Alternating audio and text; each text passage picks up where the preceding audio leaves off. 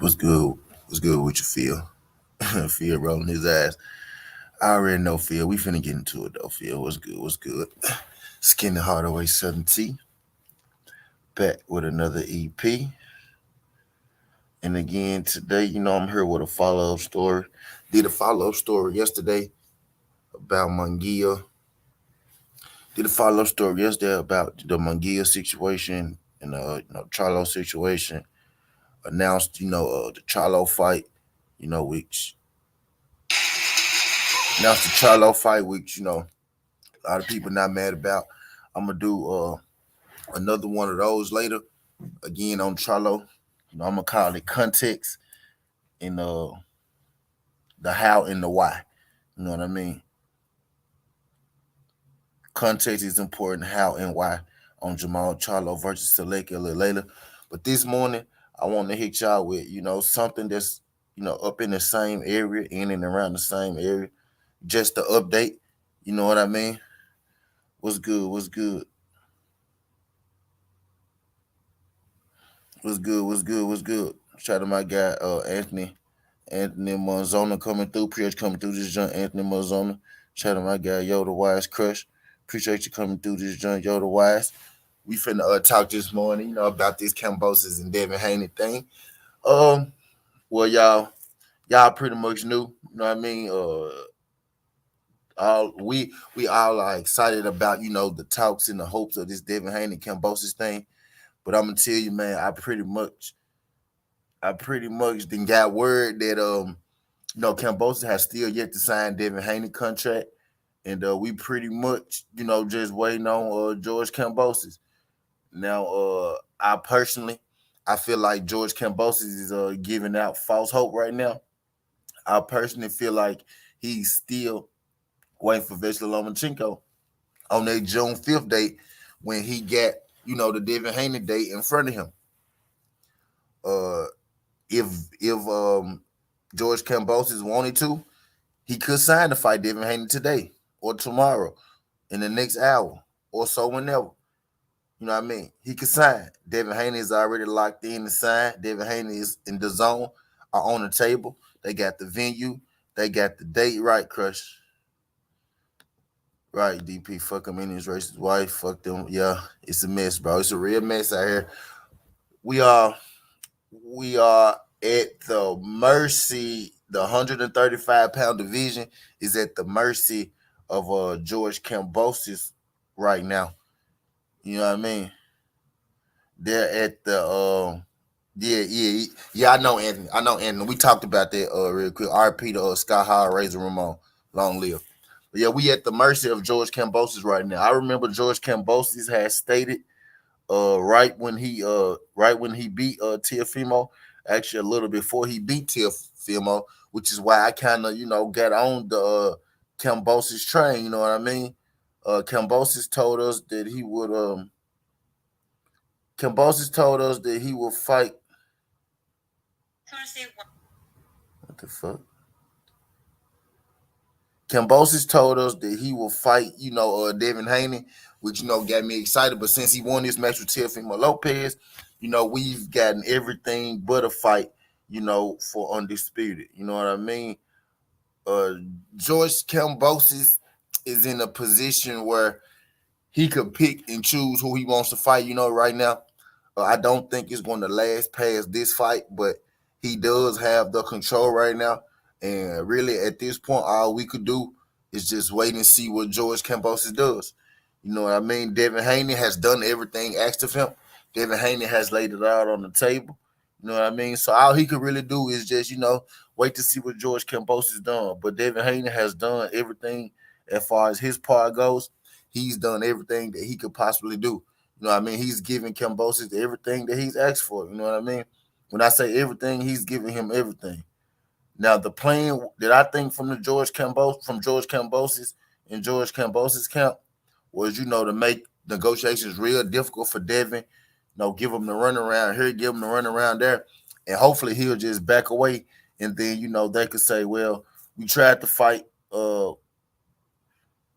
Devin Haney, but it didn't work out. We couldn't come to agreement, or and all that good stuff. but Devin Haney has agreed in terms to everything. He's agreed and signed his name on the line. So at this point, it's literally just what George Kambosos is going to do. We got Lomachenko, at war right now, so he really can't fight. Lomachenko's team is trying to find a way to get him back over here in time enough for June. So what they're trying to do is they're trying to let Lomachenko stay over there up until it's time to fight, and then around June they're going to let him come back, and he's going to fight the fight. I feel shit if you're going to do that, that's a misjustice. That's a misjustice to Lomachenko because uh, that's not sending him into the fight, as equipped as he should be. You know what I mean? So I think it would just make sense for Lomachenko to just let Devin Haney, which he said, to just let Devin Haney and George Kambosos, have it out, and the winner catch him on the back end. You know what I mean? Lomachenko is the only guy in this conversation that doesn't have a belt. You know what I mean? Devin Haney has a belt. George Kambosos has a belt.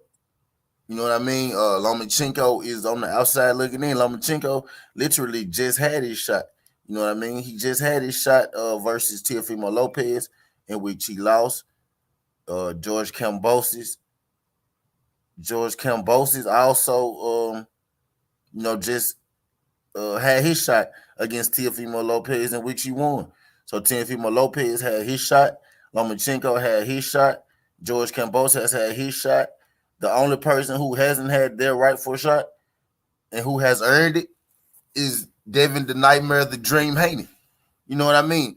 I just think no, I know life isn't fair at all. Life is not fair. Life ain't a fair. You know what I mean? A fair is only at the fucking carnival. That's what a fair is. It's a carnival. You know what I mean? Life isn't fair.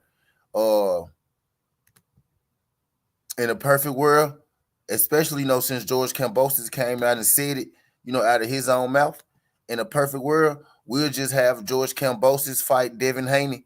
You know what I mean? We'll have him sign to fight Devin Haney today, or we'll have him sign to fight Devin Haney, tomorrow, because there's nothing. There's literally, when I tell y'all, there's literally nothing standing in between George Kambosos and Devin Haney right now. When I say absolutely nothing, I mean absolutely nothing. The only thing that is possibly hindering this fight is if Lomachenko decides to come back. You know what I mean? And that is what they're waiting on. Right now, that is everything that they're waiting on. Just straight up and down, my personal opinion, my personal feeling around this is that George Kambosos would rather fight anybody but Devin Haney. And I'm not exactly sure why, because I don't think that he necessarily beats any of the. I don't think he beats Loma, George Kambosos. I don't think he beats Loma. No damn well he don't beat Tank. And I don't think he beats Devin Haney. So I'm baffled as to figure out what is really the holdup. Now you could say he's making more money for Lomachenko or whatsoever. Lomachenko is a bigger name or whatsoever, and I'm going to have to completely 100%, disagree with that. If Lomachenko was really this big name and all of this, if he was really this big name, he would have already been, a star, in where he's at now. Well, he's not even a star on Top Rank, and Top Rank is a free TV network. Devin Haney walks around with more cachet and a more recognizable face than Lomachenko does daily. You know what I mean? The Zone pays more than Top Rank pays. You know what I mean? Top Rank gave T.O. and George Kambosos like what, 1.5, $1.2 million or whatever it was. And before that, Teofimo Lopez was making about 600K. He had to, for his fight with Lomachenko, he had to actually go in there and restructure. No, he had to actually go in there and restructure his own deal because it wasn't worth what he thought, that he was worth in the beginning. So this myth that he gets more money and Lomachenko is just a much bigger fighter, he's going to get so much money for a fight, like that's a myth. That's a myth. And I'm here to tell you, right now that the Devin Haney versus Kambosos fight is much more lucrative than the Lomachenko versus Kambosos fight, because just on the surface, Devin Haney has a strap, Kambosos has three straps. Fights for straps are worth a lot more than fights that are not for straps. You get what I mean? So just on the surface, ABC, we could throw that shit, out of the window. Now you could have your own opinion on Devin Haney. Oh, he the email champion. Blase, blase this, blase, blase that. And well, he can't be the franchise champion, Lomachenko, right? Lomachenko can't be the franchise champion because he lost to Tio, and then Tio lost to Kambosos. So Lomachenko is in no way a champion. You know what I mean? No way. He don't even have a regular belt if you want to do it like that. Even though I know Devin Haney has the real belt because the other sanctioning bodies, don't recognize that franchise belt. Only people that recognize their franchise belt is motherfucking the WBC, Mauricio Suleiman. But there's only one sanctioning body. And people who, most people don't know shit about boxing. What's good, Cassandra? Appreciate you sliding through this junk, Cassandra. I'm going to leave yours up here because you look better than all these niggas. Good morning, Cassandra. Glad you came through. Most people who don't know shit about boxing will tell you, well, Mauricio Suleiman said that, oh, he's the franchise, so he's the franchise. Mike Copper just said this dumbass shit yesterday, which is why I want to clear this shit up right here. Yes, Mauricio Suleiman did say that the franchise belt is the real title. He also came back later and said that Devin Haney is the real champion. But let's go with what you talking about, Mike Cop. He said that the WBC franchise belt is the real belt, right? Okay, let's just say that that's true for a second. Mauricio Suleiman can't say shit about what belt is real. He can't tell you a motherfucking thing about what belt is real because Mauricio Suleiman is only one person. You need all four sanctioning bodies to agree on what's real and what's not, to agree on if a belt holds rank or if a belt does not. Mauricio Suleiman can't come out here just making up belts and telling you that they major belts. If that's the case, all those Mexican belts and that bullshit Juneteenth belt and the platinum and silver and the bronze and the I got a bigger booty belt. My bitch look better than yours. My nigga got more money belt. All them belts that he making and shit, don't none of those belts mean a thing because Mauricio Suleiman is the only one that's making up that shit. The franchise belt is as real as the motherfucking Pride belt. It's just as real as the motherfucking Juneteenth belt. Like, those are just belts that Mauricio Suleiman wanted to put a fucking name on. That franchise shit is not real. No other sanctioning body recognizes that. So by that measure, by that metric, Devin Haney is the real champion in the WBC. And I think it's time for all y'all to stop fucking acting like that shit is not ill, that shit isn't is what it is, bro. It's that simple. That boy is the fucking champion. Suleiman can't control shit, bro. He can't control shit, bro. Lomachenko does not have a belt. What Lomachenko possesses is an easier fight for him. That's all he thinks. That's all he thinks Lomachenko is an easier fight than Devin Haney, which is why he's holding out, praying to God that they let Lomachenko come back over here from this. Okay, I got you, DP. Which is why they praying to God that they let Lomachenko come back over here from this war, so he don't have to step in the ring with a Devin Haney, which I don't understand because people get all this and all that to say about Devin Haney. What's good, my brother's keeper? Happy birthday, fam. Happy birthday, fam. Appreciate you sliding through this, John, fam. Happy birthday. And the crazy part is they got all this to say about Devin Haney. He pillow fisted. Oh, he gets hit a lot. He not a real champion. His defense ain't that good, like you want to say.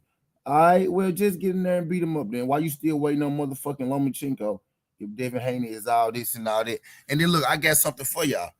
Do y'all remember when George Kambosos is now Ratchet? What's good, Ratchet? Appreciate you sliding through this joint, Ratchet. What's good, Ratchet since 91? Y'all remember George Kambosos had said this shit? Y'all remember George Kambosos said this shit before he fought T.O.? That nigga said, what's good, DP? Hold on. My bad. Y'all remember George Kambosos had said this shit before he fought T.O.? He was like, Devin Haney is one of the most exciting fighters in the division. And after I get this belt, I'm gonna take care of the light work, and then we go get this undisputed thing going. Now he trying to pull this bullshit. Oh well, Devin Haney is boring. He don't have exciting fights. I'd rather fight Lomachenko because he's an exciting. Appreciate that, Terry. Appreciate that, Terry.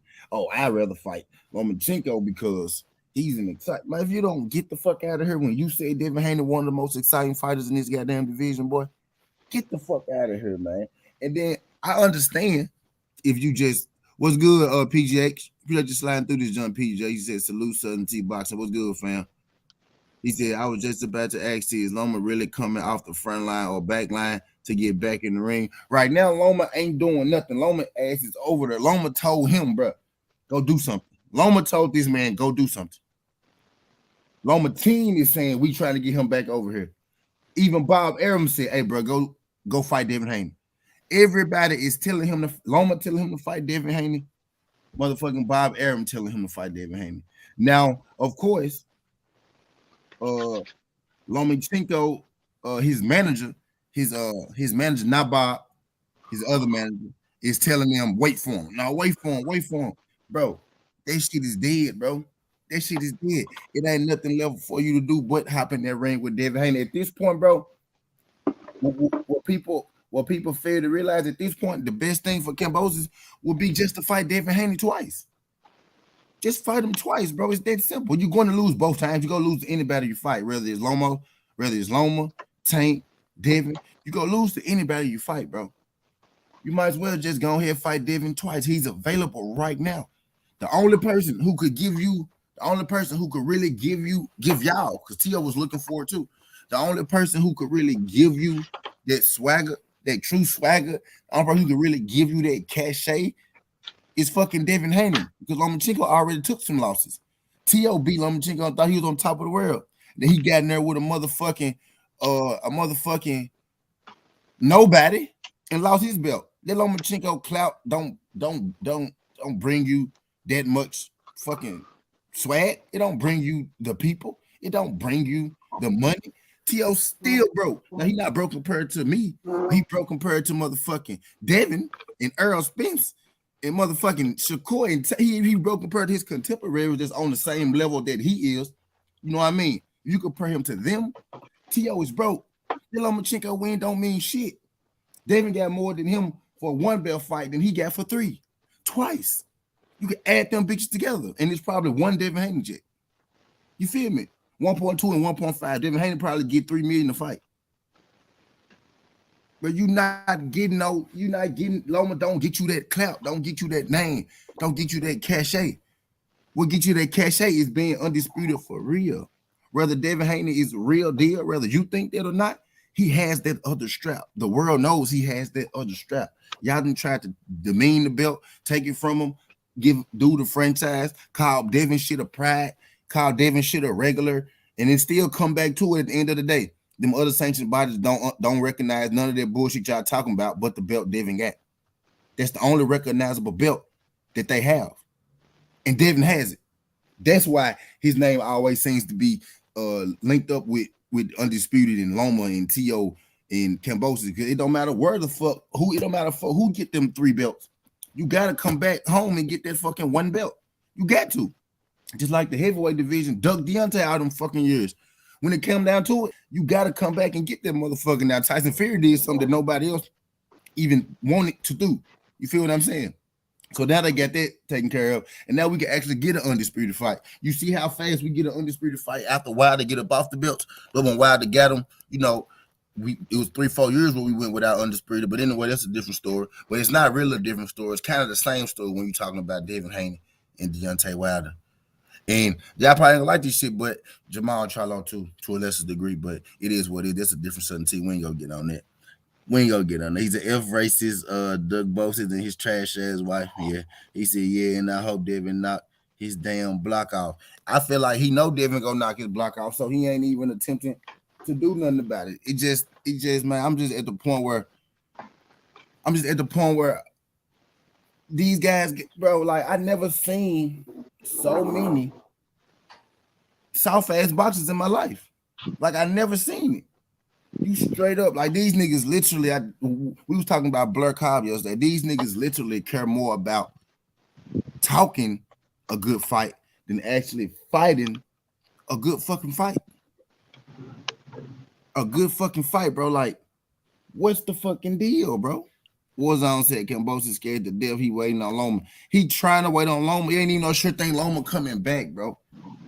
It ain't even no sure thing Loma coming back. What kind of man has a fight on the table for more money than the fight he waiting on? A day in Australia, just like you would have with Lomachenko, right? You got a day in Australia already. But yet, you out here trying to play the public as if Devin Haney is the one holding up. You see how it went from him saying, oh, well, Devin Haney overpriced himself. Oh, or the narrative being Devin Haney overpriced himself. Oh, Devin Haney making negotiations difficult. Now, Devin Haney came out here and laid all this shit on the table and said, bro, I gave him everything he want. We just waiting on him. You see how now Kambosos just went quiet? You don't hear Kambosos saying a motherfucking word anymore, do it. Because that narrative shit don't work. Because we on top of all that narrative shit. You can't, this ain't the fucking 40s. You can't just say lies and people go run with it. You know what I mean? We know what's up. We talk directly to these people, bro. It ain't, bro. Folks, family, when I tell y'all, there's nothing left that Devin Haney could do to get this fight to happen. Devin Haney's name is on the fucking paper. Devin Haney ain't seen that contract in weeks because Kambosos got it. You know what I mean? Kambosos got that motherfucker. And Devin, man, he think he training for a fight. But he ain't got no official word that he training for a fight because somebody ain't signed that motherfucker. You feel me? Now, he was already signed to fight Lomachenko, you know, before Lomachenko went to war, right? So let's say, oh, well, he can't fight Devin Haney. Lomachenko already signed. It's cap. Lomachenko told him, go ahead about his business. Barbarian, the niggas who putting on the fight told him, go ahead about your business. That's not a breach of contract in no way, shape, or form. This fighter might not even be here. So it's probably, in order to keep your shit moving, it's probably best you go on and fight somebody else. Now you got Lomachenko manager come out and say, well, Lomachenko might be able to come back for the June 5th date. You know what I mean? So now we got this bullshit circle. Now we done gave Kambosos even more reason to hold out and hold up hope. But what I'm saying is, if you Lomachenko, I'll be questioning my team right now. So you mean to tell me you want me to be over here on the front line or on the back line, like my girl Cassandra said? You mean to tell me you want me to be over here fighting? You want me to be over here toting straps until it's time for me to go fight my boxing fight? Then you just want me to walk in the ring and go fight my goddamn boxing fight? That's a disadvantage to me. You know what I mean? Training, getting the proper training and all that good shit, bro. It's just, bro, it just makes sense. It makes sense. It makes perfect sense to a nigga with sense. Fight Devin Haney. Now, the even deeper question is, the real question is, what the real question should be is, what's good, G5? What the real question should be is, why is George Kambosos so hesitant to fight Devin Haney? And since when the fans, the people, not care about motherfucking Undisputed? Since when don't we care about Undisputed? I remember Canelo was fighting European after European after European after European, and people kept telling me, look, y'all didn't like that shit, did it? And people kept telling me that it's all about Undisputed. It's all about Undisputed. It's all about the belts. The belt this, the belt that. It's about legacy. Legacy. Well, what the fuck is it about now? What's a better legacy win? Lomachenko, a dude with 3 of them bitches already, or Devin Haney, a guy with none? I'm gonna say that again. What's a better legacy win? Lomachenko, a guy with 3 losses already, or Devin Haney, a guy with none? My point exactly. And I bet you as soon as, let's say Devin Haney fight Kambosos, right? I bet you as soon as Devin Haney lose their belt, I bet you did the conversation about the franchise title at 135. I bet you that whole conversation in. Or as soon as Devin Haney get off the belt, I bet you that whole franchise conversation ends at 135 because it's not even a real conversation. The thing is, it's a Devin Haney conversation. That's the thing. If it wasn't Devin Haney holding that motherfucker, they'll get that belt all the credit is due. Most real shit. Who is the franchise champion right now at 135? Do anybody know? Who's the franchise champion at 135? No. Is it always some bullshit when the black men is going for undisputed? Right. Go ahead. Hey, we need to dive right into this shit, man, and let's just call this shit for what it really is, dog. Let's strip this shit all the way down today because it's deeper than boxing, especially when his wife put that bullshit out yesterday. You know what I'm saying? Now, does it make sense now that you seeing the sell your jewelry shit, sell your chain shit? Yeah. Y'all see what's going on? Y'all see the play? Now it makes sense, which we already knew what was going on behind the scenes. Now that pretty much confirmed it yesterday. So fuck Kambosos. I'm going to say it again. Fuck Kambosos and fuck his wife. That's why they got people like us to stay on a helmet because they didn't have social media back then. Now that we see what's going on, yeah, we're going to stay on their ass. We're going to stay on their ass. Now, we hope Devin get the fight, and I know where you going with this, man. You trying to keep it boxing, boy, but it's deeper than boxing. That motherfucker does not want to fight Devin Haney. They hoping Lomachenko come back so they can give him the fight because he's the great white hope. That's what they want. But we already known that. We already known that. So, man, I'm telling you, after I saw what I saw yesterday, it don't surprise me. But now it makes sense now that, you know what I'm saying, that they want to stall Devin out and they don't want to give him this fight. Because the motherfucker's racist as hell. And you know the messed up part that I learned about this shit, man, is over in Australia, man. They actually got that word up on billboards and shit. They actually got that word up there. What word? They get nigga. Okay.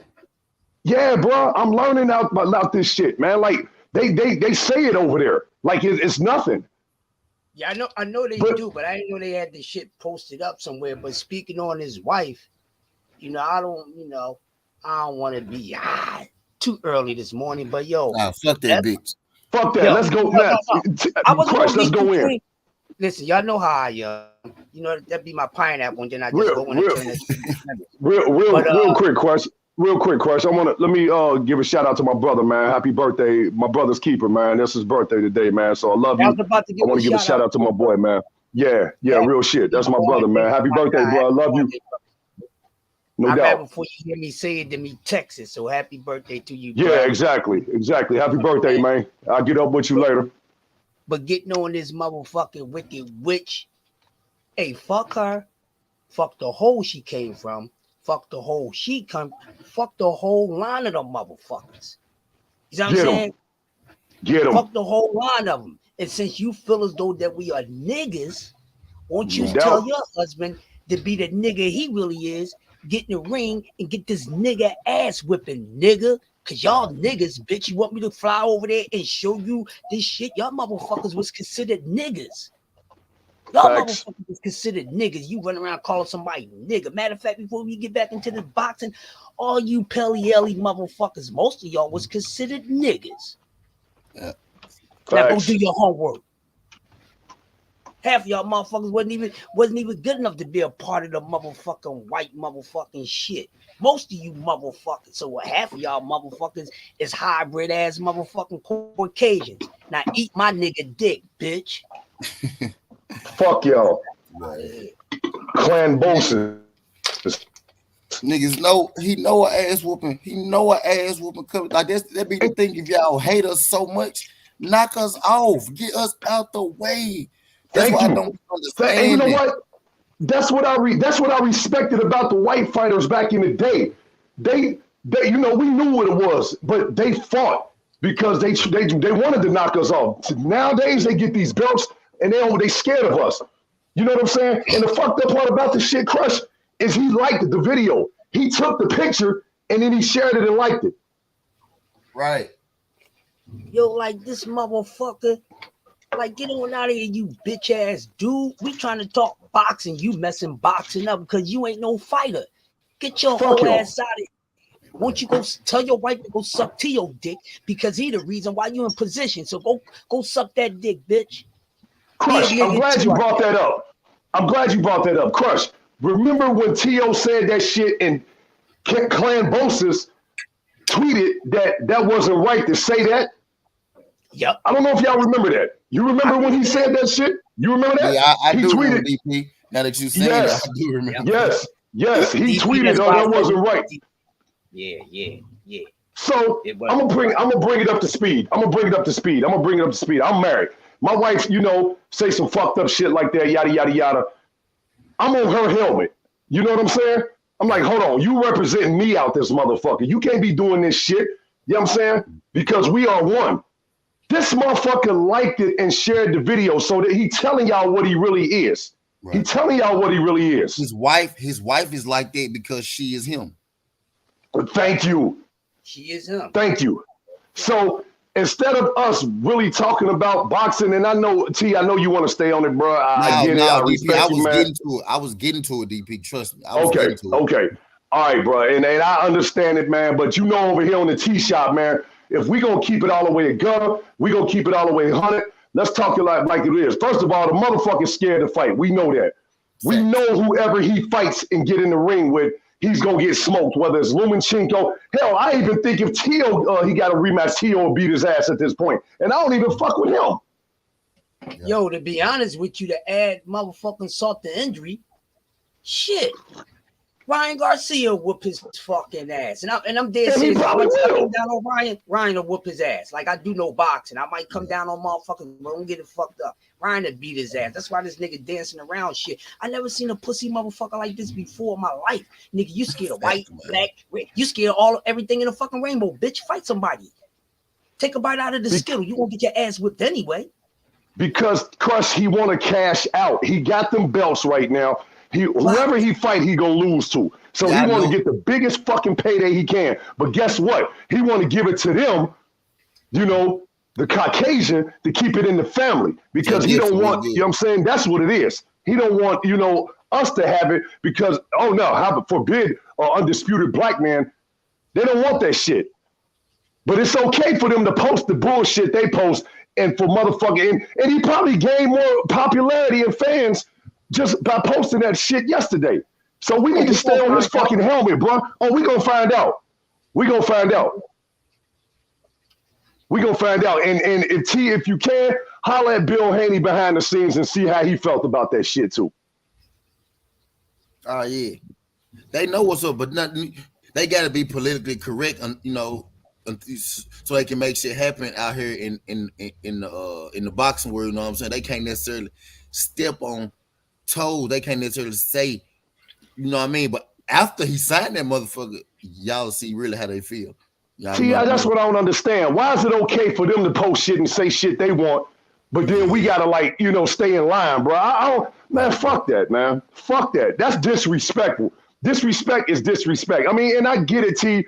We trying to, like, we want him to get the fight, so we really can't be out here rah-rah and all that shit, man. But you know, as a folks, now we can't DP. Fuck them. That's what we here for.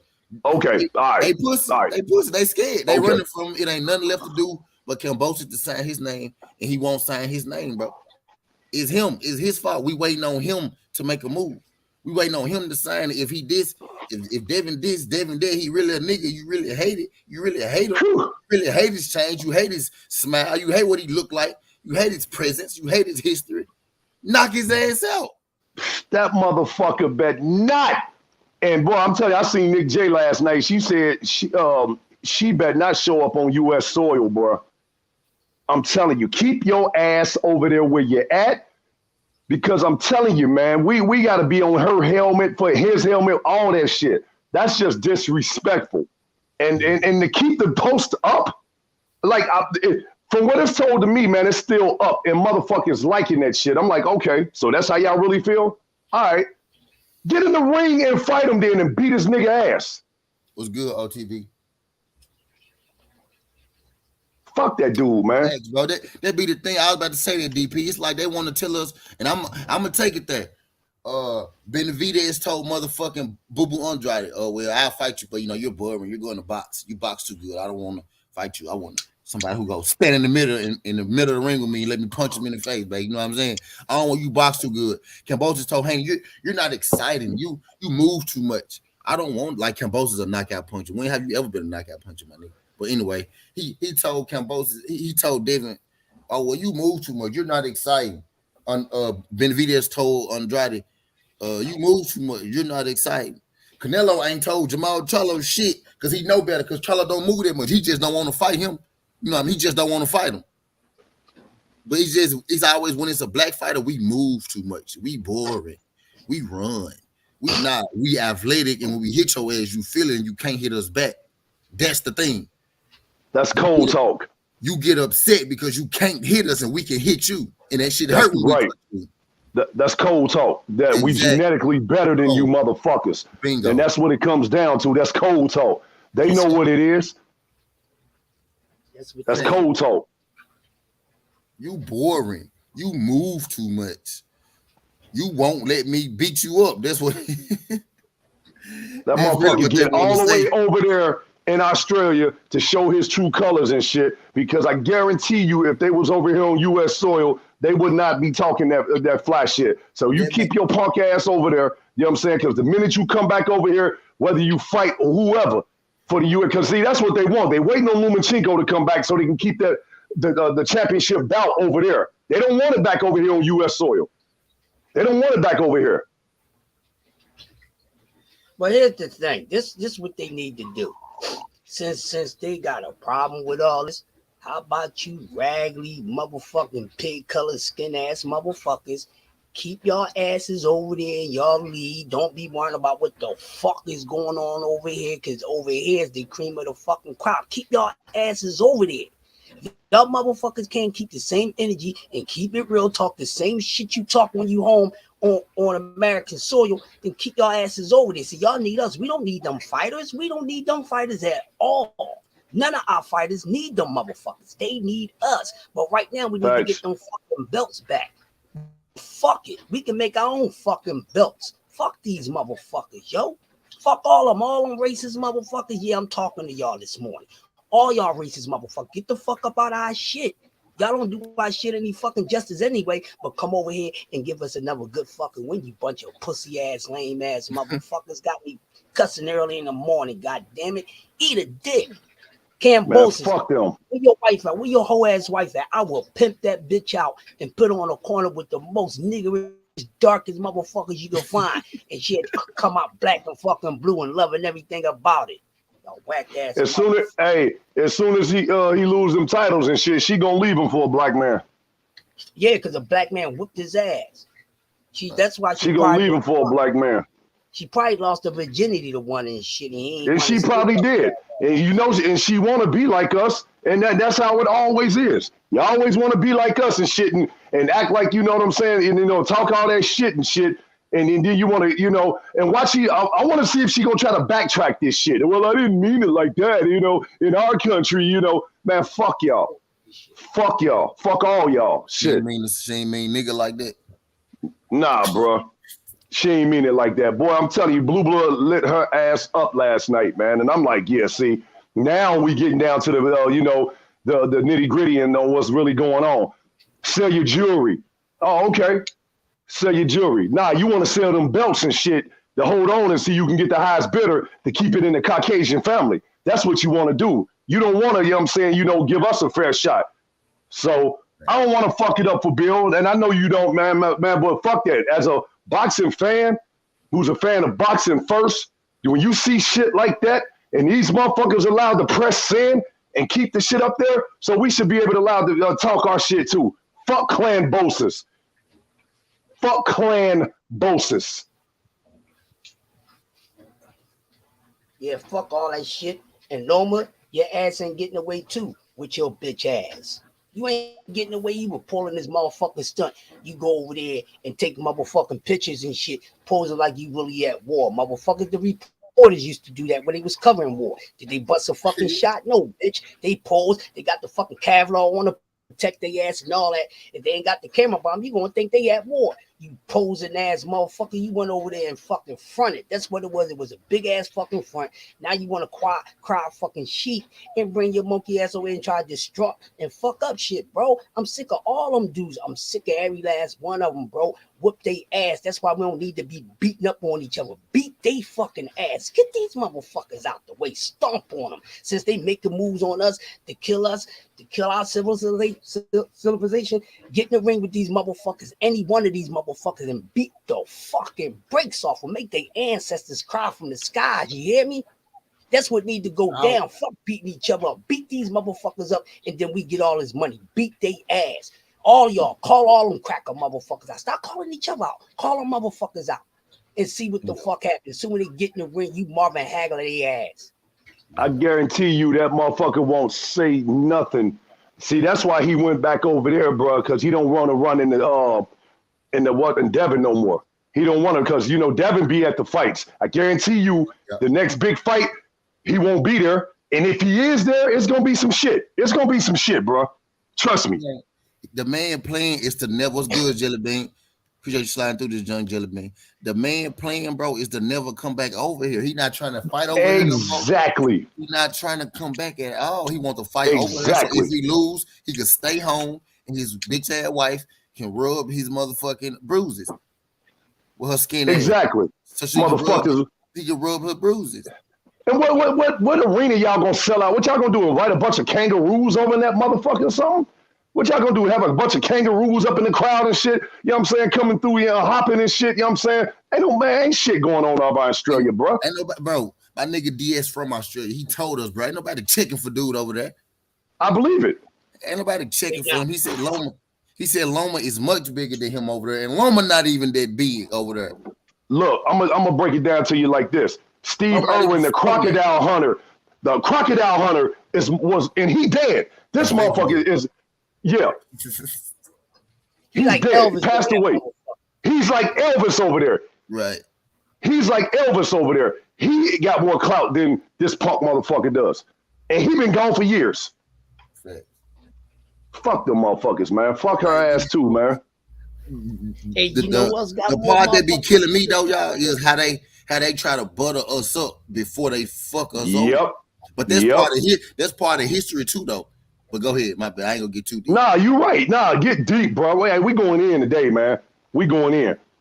Today. They always befriend us, and then when they get far away, they show their true colors. You know what I mean? Exactly. It's always how it go. When he was over here talking, when he was in Devin country. Yeah, Devin, you a good fighter. Yeah, yeah.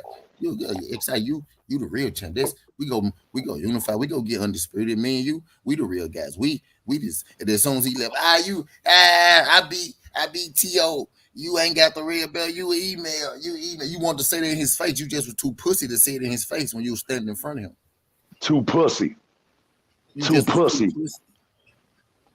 Because half of these motherfuckers, and most of them ain't got the balls to stand there and say how you really feel. You don't like him. At least Devin told T.O. to his face, you ain't gonna do a motherfucking thing. Yeah. Pussy, man. Ain't no fight go break out here. Ain't nobody go do shit here. He damn sure ain't gonna do shit. he damn pussy, sure man. Pussy. And now I'm glad they showed it. But like I said, bro, I'm glad this came out. I'm glad these motherfuckers actually showing their true colors. I respect you motherfuckers more. I don't like you, but I respect you motherfuckers more just the fact that you showing your true colors. I mean, I still think you a pussy. Right. Yep. You ain't doing nothing but, basically solidifying what I thought of you anyway. Kambosos. That's what the fuck you are. Both of you. He said his girl tried to delete her post. Also, Just Do said she did try to delete it. Of course. See? I'm telling you. Of course she didn't want you. I'm saying that's how she really felt in the first place, though. I'm over here getting niggered up, and oh, okay, yeah, okay, I don't think that's her first time saying that N word either. She said it It like ain't their first time there, but no, neither no, one of them. DB. I think she put it on like. Is we talking about the sun chair, like the sunscreen shit? Yeah. Okay. Oh, she did that weeks ago then. Yeah. I told you, T. Somebody said in the chat yesterday over in Blue Blood that's how they talk over there. That's like a common word over there. I don't understand the shit, whatever. I don't get it. They call each other niggas over there? I don't know if they do or it was told to me, man, they actually got that shit on billboards over there. And murals and shit like that. I don't know. I'm gonna have to do some research. They said it's a documentary on Netflix or something called Australia, and we should check it out. Yeah. I mean, I ain't surprised, man. I ain't surprised. I ain't surprised. A lot of them do feel that way. They'll never touch us, which is why I'm saying they befriend us in person. Because to them, when they see us, they see a threat. You know what I mean? They see a threat. They see a problem. Like, even in boxing, when they see us, they be like, "Oh shit, that might be my loss." Oh shit. You know what I mean? Oh shit. Yep. Oh, shit. When we see them, it's a light. Like they got what I want. This basically how this really the difference in the views. When Charlo see Canelo, y'all might think he losing. You know what I mean? But he not thinking I'm finna lose. He thinking this might be my chance. When Canelo see Charlo, he think this might be my loss. You know what I mean? It's a different mindset, bro. Like y'all niggas, they really exposing to us the insecurities in y'all. Oh, I don't want, bro. The David Benavidez straight up said, his team straight up said, bro, no, he boxes too well. We don't want to fight him. Facts. He boxes too well. We don't want to fight him. And T, I get what you're saying, man. Like, how we fight each other, and I get it, man. But unfortunately, we dominate the sport. You know what I'm saying? And I know they don't like that shit. I know they hate that shit. We dominate the sport. We dominate in mostly everything, bro. But it ain't our fault that we just better than them. And that's not our fault. We just better in everything. I don't give a fuck who you think the face of boxing is. The bottom line is most of our people are just better. And they hate that shit. And then you really can't argue. And then it's the fact that you can't argue with it. It's a fact. We don't try to argue facts. You know what I mean? Right. The fact is, if you throughout history, it might sound bad to your ears hearing it, but throughout history, just name me the best boxers. You will have a hard time pressed. I could literally name you boxers without naming white people, right? You will have a hard time trying to name the best boxers and not naming black people. Facts. You know what I mean? You have a hard time. You have a That's hard time true. doing that, bro. Like it's a fact though. It ain't you know what I mean? It is what it is. You know what I mean? I can't name no presidents without naming white people. You know what I mean? It's a fact, Right. Whether we like it or not. You know what I mean? Right. A fact. Y'all gotta accept the facts, bro. And the people just what Kambosos don't know, you going about it all wrong. You go fight Lomachenko for fucking $2 million. You go get your ass beat. You go take that $2 million and go home. But damn fool, if you fight Devin Haney, well, now it's too late because now you can't. You have no honor. You have no honor no more. Your honor is gone. We don't even respect you no more. So that shit dead. So now all you can do is either fight Lomachenko for 1.8 million, get your ass beat, or fight Devin for motherfucking. And then watch this real quick, y'all. He not getting no fucking 4 or 5 million to fight Lomachenko. Y'all know that? Yeah, I know that. He getting about 1.8 and 2.3, 2.5 between it. But to fight Devin Haney, he want 5 million. He want 4 or 5 million to fight Devin Haney. But you would take half of that to fight Lomachenko. So Devin offer him 4 or 5 million. Now, on the flip side, say he did that. I don't know what the contract is looking like. Say he did that. He beat the shit out of him. He getting upwards of 3 million. Okay. Now, does Devin say, fuck it, I'll give you what you want, beat his ass because the back end money because Devin's stock gonna go up. DP, Devin did already. He already gave him. It's nothing. He gave it to him, bro. That's why Team Haney is so confused. That's why they haven't got, word that this fight is set, because Kambosos had that contract with him for a few weeks now. Well, he had it with him for a few weeks. He got till next week to find an opponent, right? That's what it was told to me. Yeah, he got to next week to make it final. He got 2 opponents. He just got to pick one. But yeah, you're right. I get what you're saying. Yeah. So he got 2 opponents. I have anybody talked to Bill behind the scenes? I know he was supposed to get that blue blood. What is it looking like from from what you hearing, T? From what I'm hearing is like Devin party's done. Devin party signed. Kambosos got everything he asked for. He got the TV rights. It's gonna be in motherfucking Australia. He getting motherfucking he getting adequate money. He getting paid more money than he ever made in his life. He getting paid more than Devin. You know what I mean? Everything that he asked for, bro, he has it, and now he quiet because he can't ask for nothing else. You know what I'm saying? It's nothing much more you could ask for. Devin is almost, compared to a Devin Haney check, Devin is fighting this fight for a little bit of nothing. You know what I mean? He's fighting this fight for a little bit of nothing. He signed to fight this fight for a little bit of nothing. And Kambosos still, whatever the deal that he had with Lomachenko, Devin Haney took the same deal. It was significantly less money than the deal Devin Haney them already had for him. That motherfucker pussy, man. He pussy, bro. He pussy, bro. That's beyond that. It's not even a correct terminology for it, but here's the thing, right? Now, you see, ever since the beginning of time, they always gotta take us through the fucking mud, the quicksand, the cesspool, and everything. And it was something that we all built on when this situation first came about.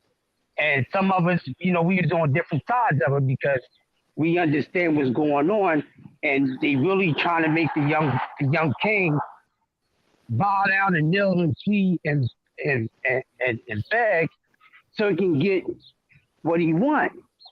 Now, me, I'm a little different. My whole thing is, you only gonna go but so far you should, because there's certain things you shouldn't allow yourself to go through, and the people make out of you just for you to get something. Now, if we get this fight, which should happen, if we get this fight, then it was worth it. But if it winds up not happening, then damn, we bite the dust again, and these motherfuckers win. So, I mean, my ancestors,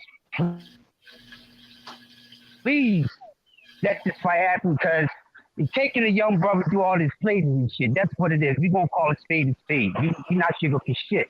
Yeah. Y'all see what they take me to. You know what I'm saying? You've been saying racist things. Sell your chains. Like, he's talking to him like he's a slave master. Facts. Like, he's do this, do that. And now, they get out the fucking field, they get inside the house so you can go shower in a real bathroom instead of that bullshit, half-ass shit they making you wash up in a fucking pan, a big-ass fucking pan or a fucking pot. This is what you got to do. And it's really fucked up. As much as we want this fight, what they taking this brother through right now is equivalent to everything I just said. You know what I'm saying? And it's fucked up. And that's my problem with it. So this fight definitely needs to happen, because you motherfuckers got to do something. Now we want fucking blood. We've been wanting blood. Y'all been wanting our blood. Y'all been wanting our soul and everything.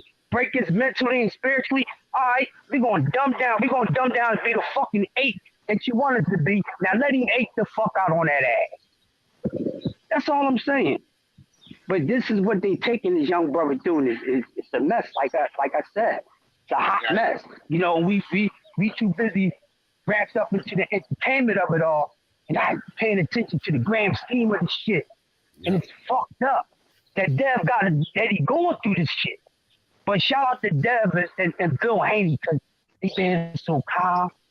Because that's what quiet killers do. Now through the history, that's how we maneuver. But we shouldn't have to keep on going through that. And don't take this brother, you just disrespect him and all that, and he still don't get it. Right. That's what I'm worrying about, T and DP. You know what I'm saying? Taking him through all this shit, and he still don't get it. I'm tired of kissing these motherfuckers' ass, bro. I mean, in real shit. I'm tired of us got to beg and scratch and claw to try to get shit that, you know what I'm saying, we know we just want an opportunity. I'm tired of that shit, man. You know, and it's fucked up that they allowed to say whatever the fuck they want to say and press send, and this bitch looking like olive oil and shit, you know what I'm saying, out there running her damn mouth and not even having respect enough for her fucking husband. You know what I'm saying? Skinny ass motherfucker, you know what I'm saying? You know, and I hate that shit, bro, but we ain't allowed to say what the fuck we want to say. We got to be quiet because these motherfuckers allowed to press send, post the shit, and keep the video up. And, well, I didn't mean it that like that. Well, it's just something that, you know, whatever the fuck excuse she gonna say and shit, you know. Well, I don't know. Maybe I just need to do more, you know, research, and I have to get, you know, counseling or whatever. Man, fuck all that shit. It's all right for them to do that shit. But the minute we say something out of line, we get checked and get canceled and shit. That's what pissed me off. Let me counsel her. I DDT her motherfucker. Right. Exactly. That's what makes me mad. Now, are they going to tell that bitch? Hey, I'm about to go there. Is they going to tell this bitch and a bitch ass husband? Because that's your fucking wife. She represents you. That's why she said it. She said it for him. She believe it because you believe it. Damn. Yep. Are y'all going to make this bitch apologize? Like y'all make Dev apologize? And he ain't say nothing racist. He just said, I ain't let no white boy beat my ass. It's equivalent to saying, I ain't let no black nigga beat my ass, no Chinese nigga beat my ass. Meaning that anybody can fucking get it. They can, man, like Adrian fucking Broner. They all can get it. But he had to apologize about that. But they were so upset and fucking raped. Y'all are most emotional motherfuckers, but the most disrespectful motherfuckers at the same time. Facts, bro. Pick a fucking side. You can't be in between. You can't be moving around and attacking motherfuckers and being unconscious and so soulfully dark, but soon as somebody say a little bit of shit, you motherfucking get the fuck on out of here, man, with these people, man. Now make that bitch apologize. ASAP. Well, that bitch can stay on over there. She can keep her tramp ass on over there. Fuck her. All right. She can keep her ass on over there. Motherfuckers ain't checking for her anyway and shit. We're looking at a bitch. Bitch look like Squidward. Big nose asshole. Ugly motherfucker. Now make that bitch apologize. Can't stand that shit, man. I really forgot about that, bro. They made Devin Haney apologize for saying that shit. But this I ain't forget shit. But this nigga wife can come straight up and be, I'm out here niggering. Yeah, okay. Bring your ass back over here to US soil. Right, come nigga over here for a second. Come nigga out here. Yeah, she better go on Whitpro. She better go on Whitpro, bro, because I'm telling you, motherfuckers need to be on her ass and shit, and that's real talk. You gonna say some shit, fucked up shit like that, and then press send and shit, and this motherfucker liked the video. Fuck Kambosos. That's his name from here on out. Fact. Fuck him. Kambosos, fact. Kambosos trademark. Clamhosis. That's his fucking Clamhosis trademark. Clan hostess. Fuck them. Clan hostess, yeah, they would. Fucking gonna sit up there and always want to disrespect us and shit. No, we want to do is fight. Oh yeah, you know, he's young and talented, get in there and want to try to butter him up and then get back over there with a skinny ass twig looking wife and shit and want to sit up there and like the video and post that shit. Okay, all right. That's how you really feel. They'd rather talk at us than get in the ring and put an end to it. Put an end to it. Put an end to it. That's why I never had a problem. Some people going to disagree with this, but this is why I never had a problem with, quote unquote, some of our fighters don't fight all the brothers, but they kicking everybody else's ass. I never had a problem with that because everybody ass that they kicking, call us niggas. Look at us like shit. All of them. We gonna keep it real. All the different Mexicans, everything. Let's keep it real, people. So sometimes people have a fucking motive. And sometimes we are feeding that disease. Y'all could get too busy wanting us to beat down on each other. the same thing they want us to do right now. That's why they keep these guns floating in the street so we can kill each other. It's the same thing. So a lot of times, yeah, we want to see the best fight the best. We do. But like I keep saying, if we beat up on each other, they gonna be the only motherfuckers left. It's the same exact thing, y'all. I'm trying to tell y'all something. Yeah. So that's why my energy and shit and my vision is a little different towards certain things in the sport of boxing, because I know the history, reason why the sport was invented, a part of the reason. So y'all got to understand that. If y'all don't know, y'all need to know. Y'all got to remember, back in the day, they used to make the fucking slaves that they had fight each other to death in order to fucking eat. Yeah. Facts. They didn't have no beef with each other. These brothers didn't have no beef with each other. They had the same thing in common. They was trying to get the fuck up out of there. Yeah. Go look at Django. They don't want to have that conversation, Crush, because it's uncomfortable. Exactly. We'll get uncomfortable. It's the tea house, baby. We don't serve no fucking sugar over here.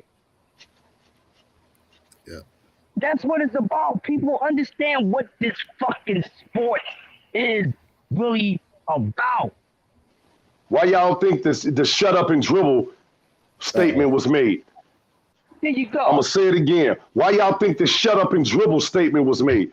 Because the bitch was basically saying, know your role and shut the fuck up. We don't want to talk politics and shit. But most of us understand what's going on out here. So if a motherfucker like her who ain't got no fucking platform is allowed to say shit like that, so we should shut up and dribble. I ain't got a fucking platform. I ain't got millions of dollars, but it's freedom of speech, right? But freedom of speech, but watch what you say. Shout out to Ice-T. Yeah.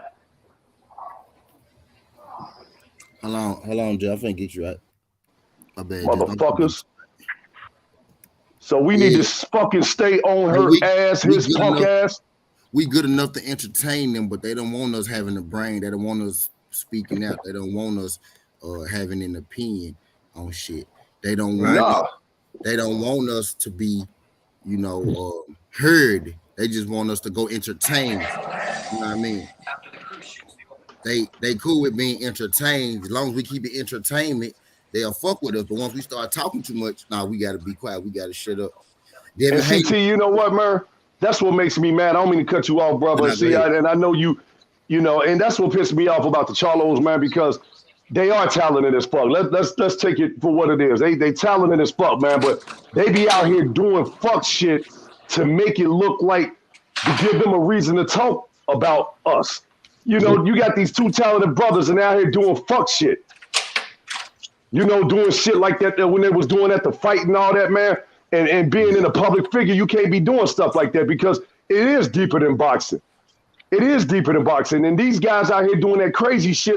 What you think they sitting back saying? See, I tell you, they get a little money. They go to strip clubs and buy all these fancy cars and you know what I'm saying? That's what they do.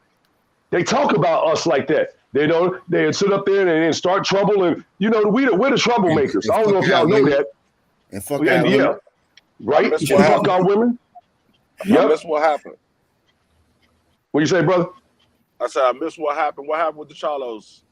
No, I'm just saying in reference to how they act out here in the streets and how the Caucasian community look at them. They get them stuff to talk about, like, quote unquote, look at those niggas. Like, look at those niggas. And right, that's what I'm saying and shit. So it's like, not to say that we should walk a fine line like Brian Gumble or Russell Wilson and all that shit, but you can't be out here acting like that and trying to pretend like you something and give them motherfuckers reason to talk down on us, because that's what they do. Right? Oh yeah. Good job. That's what they do. But then you got a bitch like Kambosos' wife want to say what she want to say and press send, and it's okay. And nobody says nothing about that. All right. But let me hop on her and talk about Dave Benavidez. They gonna tell me I hate Mexicans, but don't nobody got shit to say about this bitch. They just call me a nigga. I mean, my people a nigga. Where y'all at talking about this bitch? This bitch racist? I ain't call you niggas no motherfucking wetbacks or no shit like that. But y'all will come on here and try to code me and dress me up and shit. I was y'all saying shit to Kambosos in that bitch. I never disrespect a man's wife, man. Because I wouldn't want nobody disrespecting mine. But I'm today she getting it today. Fuck her. Yeah, that ain't no woman. Now that's not no. I respect women. That ain't no woman. I got a little bit of news for y'all if y'all want to hear. Yeah, shoot that shit. Breaking news: Dwayne Freeman, go for it. First thing, Lomachenko is trying to petition to be released from Ukraine so he can fight Kambosos. But right now, the Ukrainian government is not giving him permission to leave Ukraine. And the second thing that I have is the disease. The issue that Virgil Ortiz have is a condition that he might not be able to get rid of. It might come back from time to time. So we don't know what's going to happen with his boxing career. Yeah, that happened when you want to know how that happened? Because I did some research. It's a lot of ways. The causes of it, car crash, accidents, hard trauma, and then you sit down and shit like that. It could be some inside shit with your system, your bowel movement system, and also it comes from gaining and losing a lot of weight rapidly. And also, they said it can be affected from drinking as well, from drinking alcohol. Yeah. Whoa! What's going on, man? I'm lost, bro. What's going on with Virgil Ortiz? Virgil Ortiz had to pull out a fight for medical reasons. He had to be hospitalized because he's not able to use the bathroom properly. And he said his father said he noticed it 2 weeks prior when he was sparring. He said one day he was at 100%, and the next day he didn't look himself. He couldn't really perform in the ring when he was sparring. He said, but the day before, his son was sparring and he had no issues. He was going 100% and everything. He said, but the next day when he came to spar, he was like his son didn't look like he had any energy. He looked real weak and everything. So he noticed it 2 weeks prior, but they just found out about it yesterday, and he had to be hospitalized. Damn. So as of right now, he ain't fighting there. No, he pulled out the fight. And Blair Cobb is supposed to be fighting Michael McKenzie. Yeah. Damn. Well, that ain't an upgrade, but fuck it. I want him to get his ass whooped, so shit, I actually think Blair Cobb got a better chance to win his fight now. Yeah. I actually think Michael McKenzie has a better chance to win. Yeah, they do. Both things are true, man. Nah, for real. Now you right though. You right though, for real. Michael McKenzie has a better chance of winning. These the two worst people from the fights that they had, and now they both got a chance to win. Yeah. So I actually think Michael McKenzie might win the fight. To be honest with you, I truly believe Michael McKenzie might win that fight. It's 50-50. It's 50-50. In this fight, I'm just take whoever the underdog is. I ain't gonna lie to y'all because I don't give a fuck about it, and never one of these people impressed me. Thanks. Yeah. I might bet on Blair Cobb in the fight, but I might also do another bet on Michael McKenzie because I believe Michael McKenzie might win that fight. What we know about Michael McKenzie? He could box. He got some skills, but he doesn't have power, but he can box his ass off. He like a Paulo Maldonado, but Paulo Maldonado been a champion before, multiple divisions. He haven't. You know what I'm saying? Right. He of that Paulo mode of fighter, but he not as he really fuck Paulo because he is what he is. But Paulo actually had a decent career. Mike McKenzie ain't done shit in his career. Michael McKenzie never. This is the first time he ever had an opportunity to fight for a championship. Yep. Well, fight to be in position for a championship. So it's basically prospect versus prospect then. Basically. Yeah. Well, prospect versus bum. Contender. Shit. Contender. Oh, yeah. Who's the bum? Who's the bum, Dwayne? Who's the bum? Shit. Okay. All right. He's there, prospect versus bum. Yeah, McKenzie ain't no bum. McKenzie ain't no bum. Prospect versus bum. He's a prospect, but Blair Cobb is a bum. 33-year-old prospect. Fucking 33-year. 33-year-old prospect and shit. Spence smoked his ass with a one-liner. Motherfucker. Oh man. We don't know what's going to happen with Virgil Ortiz's boxing career. Don't know if he'd be able to continue boxing or not. They said it'll go away, but he still would deal with it from time. It is a possibility that he can still deal with it from time to time. So we don't know what's going to happen. Yeah, that sucks, man. I found that information out from somebody that was on Blue Blood's show last night. He's a bodybuilder. He said he had the same situation. Yeah, I was on there, Dwayne. I saw that. Yeah, he said he deals with it still from time to time. So it's not. Yeah. I mean, it's something that he might not be able to get rid of. Man, that sucks, man. They're gaining and losing weight. Mm-hmm. Only gaining and losing weight. Because if he's fighting at a weight class that's not his natural weight, that means he got to cut weight to get down to 147. And if they're not doing it naturally, cutting weight. That's why I said these people always wait until the last couple of weeks before they got to fight and try to cut all that weight real quick instead of doing it from the beginning of your training camp. Cut a little bit of weight every week from the beginning of your training camp to where when it's time for fight week, you're at your weight. Weight cutting is a lifestyle, not a fucking 2-week event. Yeah, they need to stay disciplined in between fights so they weight cut ain't that drastic.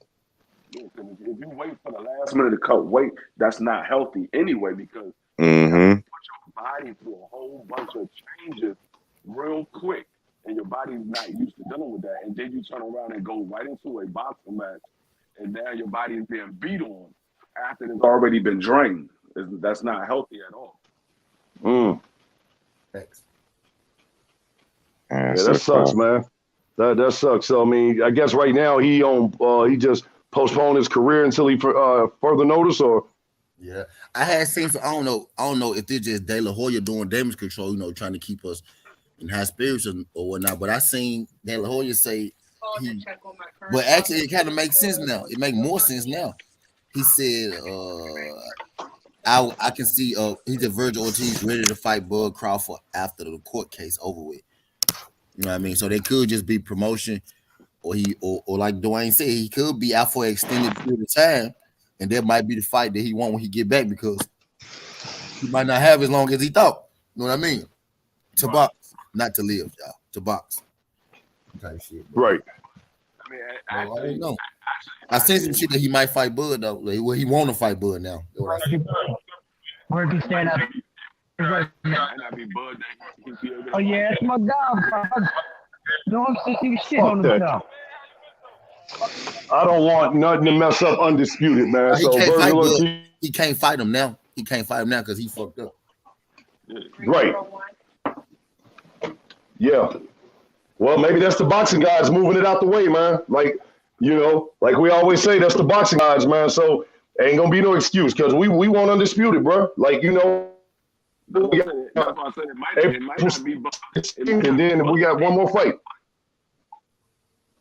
Right. That's right. It might not be Bud that he has to fight because we already know if Earl get the Undisputed Championship, and we already know Earl is moving up to 147, so that those belts are going to be vacant, so it's going to be spread out to whoever is in position to fight for those vacant belts. Absolutely. It might not be Bud. It might be Booth. Right. Yeah. So I think if Earl get off him though, they go give him one. Yeah. So Deron Young, I don't know. I ain't never seen you before, Deron. I ain't too quick to let you bring your camera real quick in the back so I can see what you look like. I ain't never seen you. I bet I got you. What's good? What's good, fam? Salute to the panel.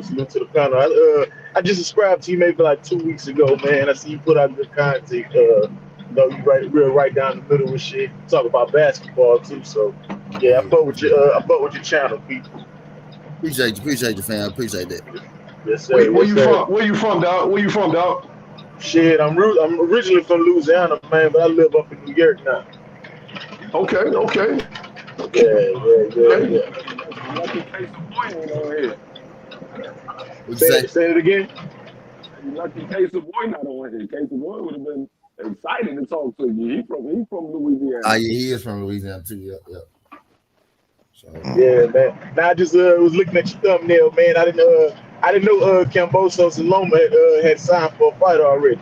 yeah, he actually snuck that junk in there before this Devin Haney. When he was popping out that greasy shit about Devin, he had already signed that junk. But the war is what stopped it. He was already signed to fight, Loma before the Devin. But the fact that Loma went to war, making him reconsider this shit, which is why I'm saying, like, I like how that shit worked out because it's almost forcing him to do what he's supposed to do. It's forcing him to do the right thing any motherfucking way. You know what I mean? It's right in front of you, bro. Take care of your business. Ain't no way around this shit, bro. Oh, another thing. Speaking of Kambosos, DP, I know you probably heard it last night. Kambosos' wife put on Instagram that she's about to get she's getting get nigga. We had nigga complexion. What? Oh, we Macadam. Oh yeah. Hey, Dwayne, we've been cooking that bitch all morning. That's the topic right now that we really own, bro, for real. Yep. Yeah. We was talking about Blue Blood posted that shit and was talking about it. She trying to be a nigga complexion, huh? Yeah, she tried to post and delete that joint. Yeah. Nah, we seen it already. We synced it.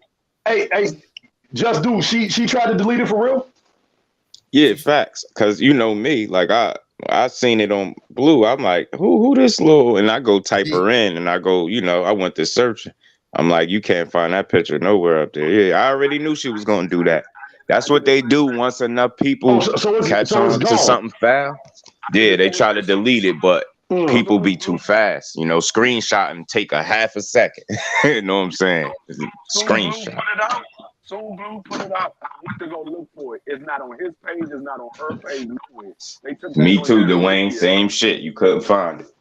Yeah, they took that joint down immediately. And then we had somebody in the chat.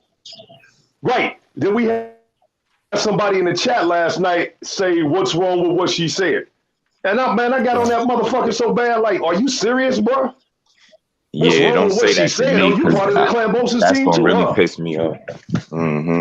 It's obvious what she said. A lot of people don't care about right or wrong, but they wanna agitate black people on the internet because they wouldn't do it in real life. Because they get the shit slapped out of them. That's why I be snapping off on everybody like that, because I know you probably trying to agitate me and you wouldn't do it in person. Because in person you probably wouldn't even look my way because you a shaky bitch. You know what I mean? I know these people, man. I know these facts. So it's okay for them to say what they want to say, press in, but then when we speak on shit, see, they talk about accountability. They'll never hold themselves accountable. Never. They could just say something, delete it, and act like it never happened.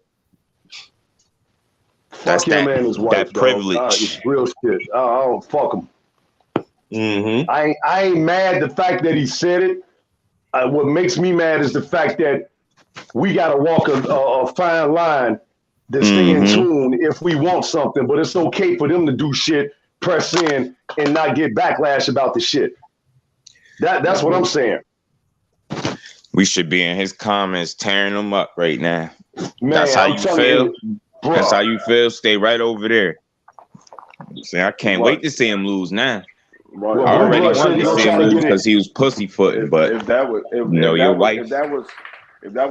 Devin Haney or Tank Davis or somebody saying something racial white people or another ethnic group, then it would be a big problem. But when Kambosos or Loma or even Canelo Alvarez, if they say something, it's like, oh, he didn't mean it like that. Why they get the benefit of the doubt, but nobody else gets the benefit of the doubt? Could you imagine if Wilder said something like that? Oh my God, yeah, it'd be front page news. Well, that's why they got platforms like us, so we can stay on their motherfucking ass, man. Yeah. And I'm telling, call out the double standard. Blue said he gonna try to get an interview with Kambosos' team. He said he gonna try to, get them on the horn and see what's going on, man. Because I really personally just want to know what he'd think of his wife speaking that way. he's still gonna be in bed with the bitch. I mean, he's still gonna be in bed with the bitch. But you, as a real man, you pull your wife to the side or before you push type of shit. Right back. My the wife, fact that you, my wife wouldn't even did no shit like my wife wouldn't do no shit like that because I won't be fucking with no bitch that do that. Nobody around me would do that because they know I'm not. Because they know I'm not about that. They know that they talk like that amongst themselves. That's how they talk to each other. That's why she's comfortable. Your wife not gonna do nothing in front of you. You not comfortable with, bro. You get what I'm saying? You only speak like that if you used to speaking like that. You don't Bingo. speak like that if you don't talk like if you know something that damn you it, say, man. Skinny too litty. My bad. I'm in my phone. Macadon was good. Skinny too litty. Jay Gibbs. If you know something that you say is going to be used as a racial slur, you will not use it. And not in the public eye. You might use it behind closed doors. You're not going to be using it in the public eye. But these people talk like this on a regular basis. That's why I said I'm not surprised when I hear these white people say nigger and stuff like that. They've been talking like that. It's just we never talk like that. Yeah. Facts. And this thing got to the point where you don't get offended by I'm not offended by what she said, bro. I'm more offended about the fact that okay, it's all right for y'all to say or do shit, but the minute we say or do something, we get ridiculed for that shit. We get crucified for that shit. And we ain't even being racist out here. Like you know what I'm saying? You don't see boxers saying, oh man, fuck white people, man. I just want to fuck all them motherfuckers, this and that. We actually want to box. We want to fight. We get told to shut up and dribble. We get told to, oh, he speaks so well, or we get under, them undercode type shits like that. He speaks so well. Look how he dressed and he has good hair. That's cold talk, bro. That's cold talk. That's what pisses me off about guys like the Charlos out here acting niggerish or acting like that shit, man. You know what I'm saying? Right. Because they look at us that way. Like, look at them. You give them some change and give them some money, then they're in strip clubs doing this and doing that and all that shit. Nah. You know what I'm saying? That's what pisses me off. Shit that they do anyway. I'm gonna tell you why they feel comfortable saying it is because of people like the Charlos or people like Tim Bradley and all those type of motherfuckers, Uncle Tom motherfuckers that's trying to kiss up to the white people. They give them a pass to say shit like that because if you didn't give them a pass to say shit like that, they would be scared to say it. They would be scared. Or motherfuckers like Dillian White being on national TV, you know what I'm saying? And he's smiling and teeth all out. I'm like, man, fuck that shit, bro. Like that, they give them passes to say shit like that because, like I said, if you nip that shit in the bud and you came down on the motherfuckers off the jump and everybody stood on one accord, them niggas would be scared as shit to say some shit like that. Like back in the days, back in the 90s and the 80s. White people were scared to death to say nigga. Yeah. They knew damn well if they said nigga, they was getting their ass whooped that night. Or wherever the fuck they was at. We talking about Devin, man, we talking about George Kambosos' wife saying nigga. And we talking about George Kambosos, waiting on Lomachenko. Now motherfuckers feel a little more comfortable, like they got passes, they can say shit, niggas understand what the fuck they talking about. So now they say this shit. But like I said, the same motherfucker. Back in the days when I was growing up, a white person couldn't say nigga around me. Not that it offended me, but I knew it was a racial slur and I knew what you really meant about it. It wasn't the fact that you was trying to be cool and you was trying to be cool with the black kids or whatever. We knew where the shit came from, so you didn't have no right to say that shit. The same way we don't have no right to call a white person a hunky. You don't have no right. You don't have the right to call a black person a nigga. We can't even talk about the Holocaust, bro. We can't even talk about, you know what I'm saying, shit like that. This is the same dude that got on T.O.'s helmet for saying what he said. And, fuck T.O. too. Like I said, I don't give a fuck where you from. You know what I'm saying? You a fraud, phony. You ain't as hard as you think. You ain't as hard as you think. But this the same, we talking about Kambosos right now. This the same dude that sat up there and tweeted to T.O. about what he said, and your fucking wife said some shit like this, press send, and you like the video. So fuck you too. Yeah. Right. I hope your kid grows up and marry a nigga. Motherfuckers is giving them Motherfucker. passes. They brushing that shit under the rug and giving them passes so they feel like, okay, I can say it and I ain't gonna be no real big backlash off of it. Only time there's a real big backlash off of it is when it's somebody like ESPN reputation is on the line. And then motherfuckers ain't gonna stand for that shit. That's when there's a backlash. Other than that, ain't no real backlash off that shit. Y'all ever seen a person go to jail for a black hate crime? A person go to jail for a black hate crime, like a white person? Yeah. Or Asian or Mexican. Go to jail for a black, that's a hate crime against a black person. You ever heard that before? Ahmaud Arbery, I mean, if that's what you're talking. What T. What they call it is a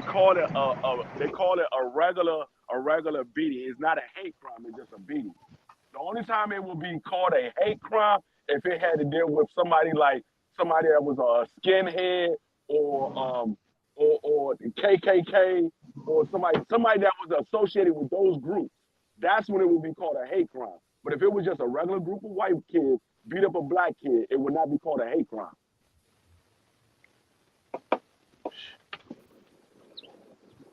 I mean, the Ahmaud Arbery situation, I guess you could call that a hate crime. I mean, you know. We call that a hate crime. They not calling it a hate crime. Oh, you're right. Facts, yeah. Right. Yeah, they still talk about Buddy like he was an intruder. Right. You never heard a black kid getting beat up by some white kids as a hate crime. They just call it a regular beating. He got beat up by some white kids. They never called it a hate crime. But if it was a bunch of black kids beating up a white kid, they would have said it was a hate crime. Yeah. That's what I was getting at. That's true. I made this point. We the only group that got to deal with that issue. You don't see people coming out saying Mexican words like that or LGBTQ words like that. It's only us that got to deal with that. That's why we got thicker skin, man. That's why we understand what's going on, and it's always gonna be deeper than boxing. It's racism and everything. Shit, I don't give a fuck. And see, I'm the type of person. My father always brought me up. You never let words bother you. Words don't bother you. Like I said, when I was growing up, a white person couldn't say nigga around me because I knew what you meant by it. So it wasn't that the fact that the word bothered me, because you can call me nigga, you can call me whatever the fuck you want to call me. I don't pay attention to that shit. It's when you put your hands on me is when I pay attention to the shit. Right, but exactly. You can call me whatever the fuck you want to call me. I don't get all intimidated by you calling me a bitch, you call me a nigga and all that shit. That shit doesn't move me. But I know what you meant behind it, and so a white person couldn't say it behind me because I make sure I smack you in your motherfucking mouth to let you know, nigga, you ain't walking around this motherfucker freely just saying that shit thinking you got it sweet. I'm gonna smack you in your mouth and let you know, nigga, you ain't gonna be walking around here like that, thinking shit is sweet. Because I'm smacking you in your mouth. The next nigga might try to murder your ass. Yeah. Yep. Facts. I had a dude say that shit behind my back because I was knocking off his sister, but I don't give a fuck though. I kept knocking that bitch off. Like I said, I had one white dude when I was in school. Matter of fact, he was one of 5 white kids that was in my school. And the nigga got mad because we was on a track team and I beat him for the position for the anchor in the 4x1. And he was like, man, these motherfucking niggas always taking over everything. I looked at him. I said, say that shit again. And the nigga repeated this shit like it was okay for him to say it. I smacked him right in his motherfucking mouth. My coach saw me and shit like, Dwayne, what the fuck is you doing? I said, nigga he called me a nigga. And he looked at him, he was like, you said that out your mouth? And the dude was like, yeah. And he was like, you deserve it. And walked off. Facts. I ain't never been confronted with. I ain't never had nobody call me that like to my out. I ain't never had that happen to me. I ain't never. Me either. Not to my face. Like not to my face, but behind my back, I don't care. You say what you want behind my back, but if it's brought to me to my face, yeah. No, he didn't. That's what I'm saying. He didn't say it to my face. I heard him say it though. He didn't say it to my face, but I heard him say it. So I asked him to repeat what he said and he repeated it like shit was sweet.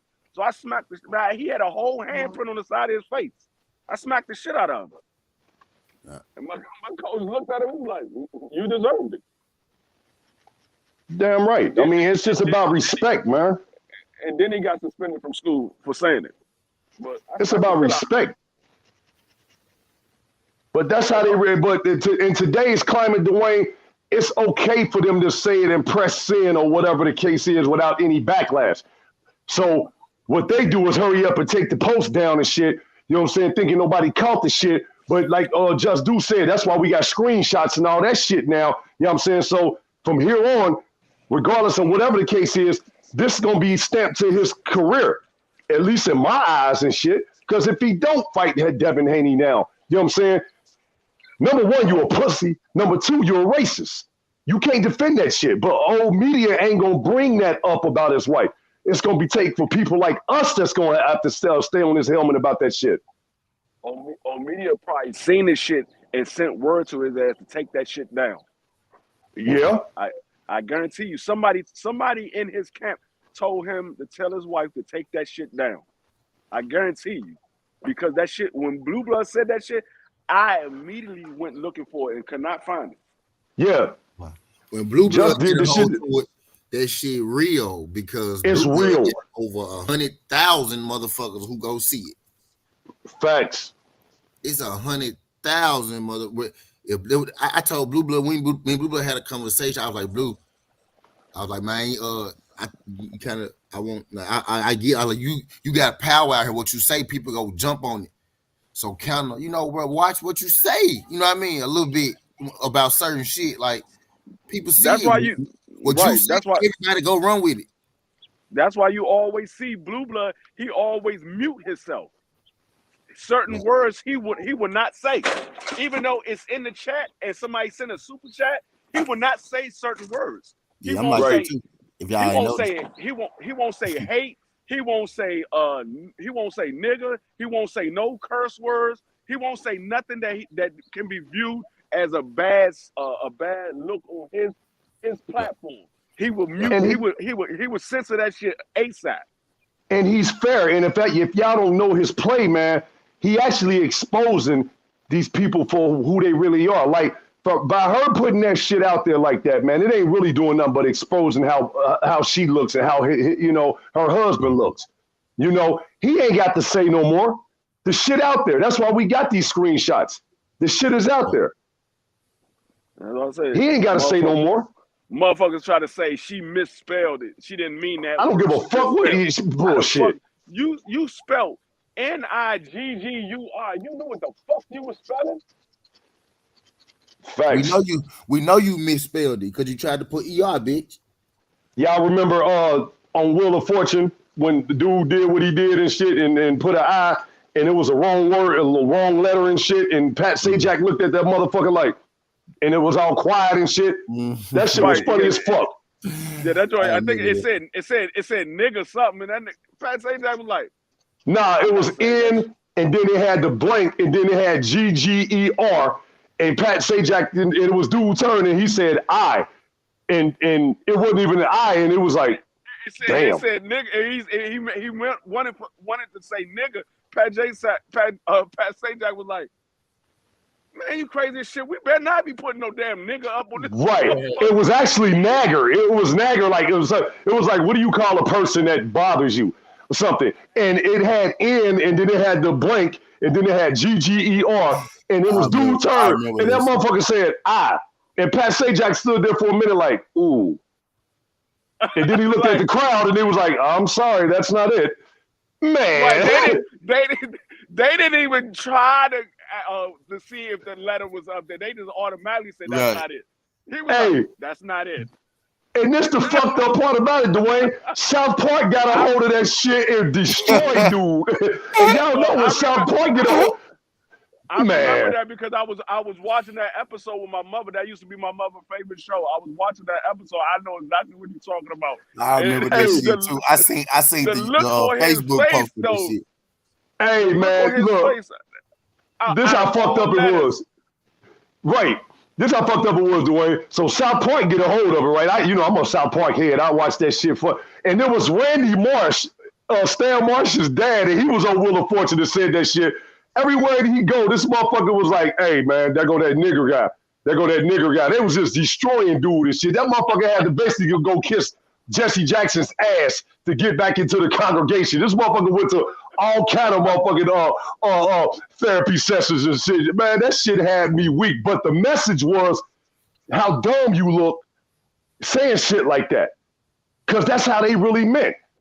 Right. That's why Pat Sajak was like, God. Right. You think we're going to put nigga on national TV in this damn game? Right. No, you stupid motherfucker. We're not putting that shit up there. You think like that. We don't think like that. All letters in the world. And it's only one. It's nagger, dog. Like, you know what I'm saying? I mean, you can't even put another letter in there and shit. But did you gonna say did you hear what the daggone what the phrase was? A person that gets on your nerve. On your nerve. That's the killing part, bro. Right. And he said nigga. I said, what? Bro, I was like, wow. And Pat Sajak had that look like, oh, damn. Bro, I don't care how much money you got. We taking your shit, man. You better go to exile. We exiling your ass and shit. Yeah, South Park got a hold of that shit and destroyed that dude, man. That dumbass. He said, dummy, man. What the phrase is something that gets on your nerve. This J.J. Soul took a hard ass pause. He was like, did this man just really? A person that get on your nerve. That motherfucker said, give us a letter. I. Man, you think Pat Sajak would have put that, man? He looked around like, oh my goodness. Right. They should have took a TV timeout and told him, like, man, you got to go, bro. You got to go, man. And Pat Sajak's face immediately turned strawberry. Look it up. Look it up. I wouldn't be surprised if it's on YouTube. That shit was hilarious. Oh yeah, South Park. They keep all their episodes. They Canadian, so they don't go by what we go by down here. They keep right, everything. but there's always a message. That's right. No, did you see? On Facebook? Man, remember the episode of South Park, the movie when they had Saddam Hussein getting fucked by the devil? Yeah, I remember that. Yeah, I remember that shit. Yeah, I remember that shit. That was my movie. I'm like, these niggas is crazy as shit. But it's a message. The one thing I like about South Park, man, they don't hold no fucking punches against nobody. Black, white, Chinese, they don't give a fuck. If you do something stupid, they gonna be on your ass. I'm telling you. Because they did it with the North Koreans. They had the daggone president, and I forgot what was the episode, but it was they was talking about the North Koreans. Remember when the United States was beefing with the North Koreans for a while? Yeah. They had the North Korean president on South Park, and the nigga was getting bitched by everybody in NATO. He was going around NATO, like everybody in NATO was bitching the shit out of him, smacking them and all kinds of shit. And he's like, man, I'm not dealing with this shit. He nigga like, I'm gonna create the biggest nuclear bomb. I'm blowing up all these motherfuckers. I was sitting there dying laughing. I was like, these motherfuckers on South Park do not be playing. They just. Hey, I'm gonna tell you how bad it was, man. You remember the Kanye West episode with fish sticks and shit? They made that motherfucker. They made Kanye West mad when they kept talking about, do you like fish sticks? When you like fish sticks in your mouth? Basically, it was like he like fish dicks. Like if you say it real fast, like you basically like fish dicks when you're a gay fish. Man, they destroyed that dude. They had that motherfucker in his feelings and shit. The only thing I didn't like about South Park though, it was one thing. Every fucking episode, my man Tommy had to die.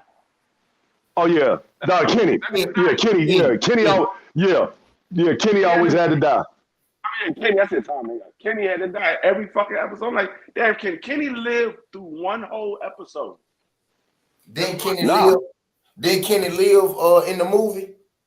Nah, he went to heaven and came back and shit. He went to heaven and he came back though. You know what I'm saying? But yeah, they don't hold no punches, man. They don't hold no punches. If you do something stupid, whether you black or white, they gonna get you, bro. They gonna get you. They don't give a fuck how sensitive that shit is. They gonna talk about it. They're like, nobody else gonna talk about it. We gonna talk about it. We gonna talk about it. We're gonna put it in the cartoon and everybody gonna laugh at it. But the real motherfuckers that's paying attention to the story, they know exactly what we're talking about. Exactly. And bro, I mean, that's why, man, that's why I fuck with South Park. If you black and you do something stupid, you getting it. If you white, you do something stupid, you getting it. Caucasian, Asian, I don't give a fuck. Them motherfuckers attacked Jersey Shore, man, and destroyed them. And made Jersey Shore motherfuckers look bad. I'm like, damn, that's just ruthless. Yeah. They don't give a fuck. fuck. Everybody. They get on everybody. Michael Jackson. They get on the gay people. They get on everybody. They got on everybody, man. Just like we need to stay on these motherfuckers, man, for real. We need to stay on this dude. I'm telling you, man. I don't know if you heard, T, but me, K Savoy, and Crush, we was talking about we need to start a podcast.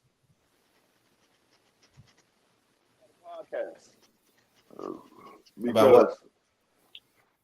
The same shit we talk about now. We talk about boxing and everything and other sports, and then like the last half an hour or hour, we talk about betting for that night, and then on Friday the whole show is all about betting for the weekend.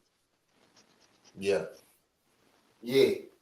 I mean, So we were like, we need to start a podcast, but because like on XM radio or Sirius radio, nigga, it ain't no sense of nothing. You curse, do whatever the fuck you want to do. It's your podcast. Yeah. You pay for your spot, so it's your podcast or whatever, and your ass talk about whatever. So all this shit niggas are scared to talk about. Same way we talk about the shit on YouTube, we're talking about that shit on the podcast. Yeah, You got to be comfortable with being uncomfortable, man. I mean, sometimes motherfuckers ain't gonna like, what people say, man, but it is what it is. And unfortunately, we live in a time now, man, where people can think they can just say whatever the hell they want to say. But it's gonna be consequences and repercussions behind that shit, I don't care if you're racist. I mean, I'd rather know that you racist up front, but to be disrespectful, but we still got to walk a fine line to stay in tune and shit. And I don't understand that shit. I like everybody. I ain't got no beef with nobody, man. But just don't disrespect me.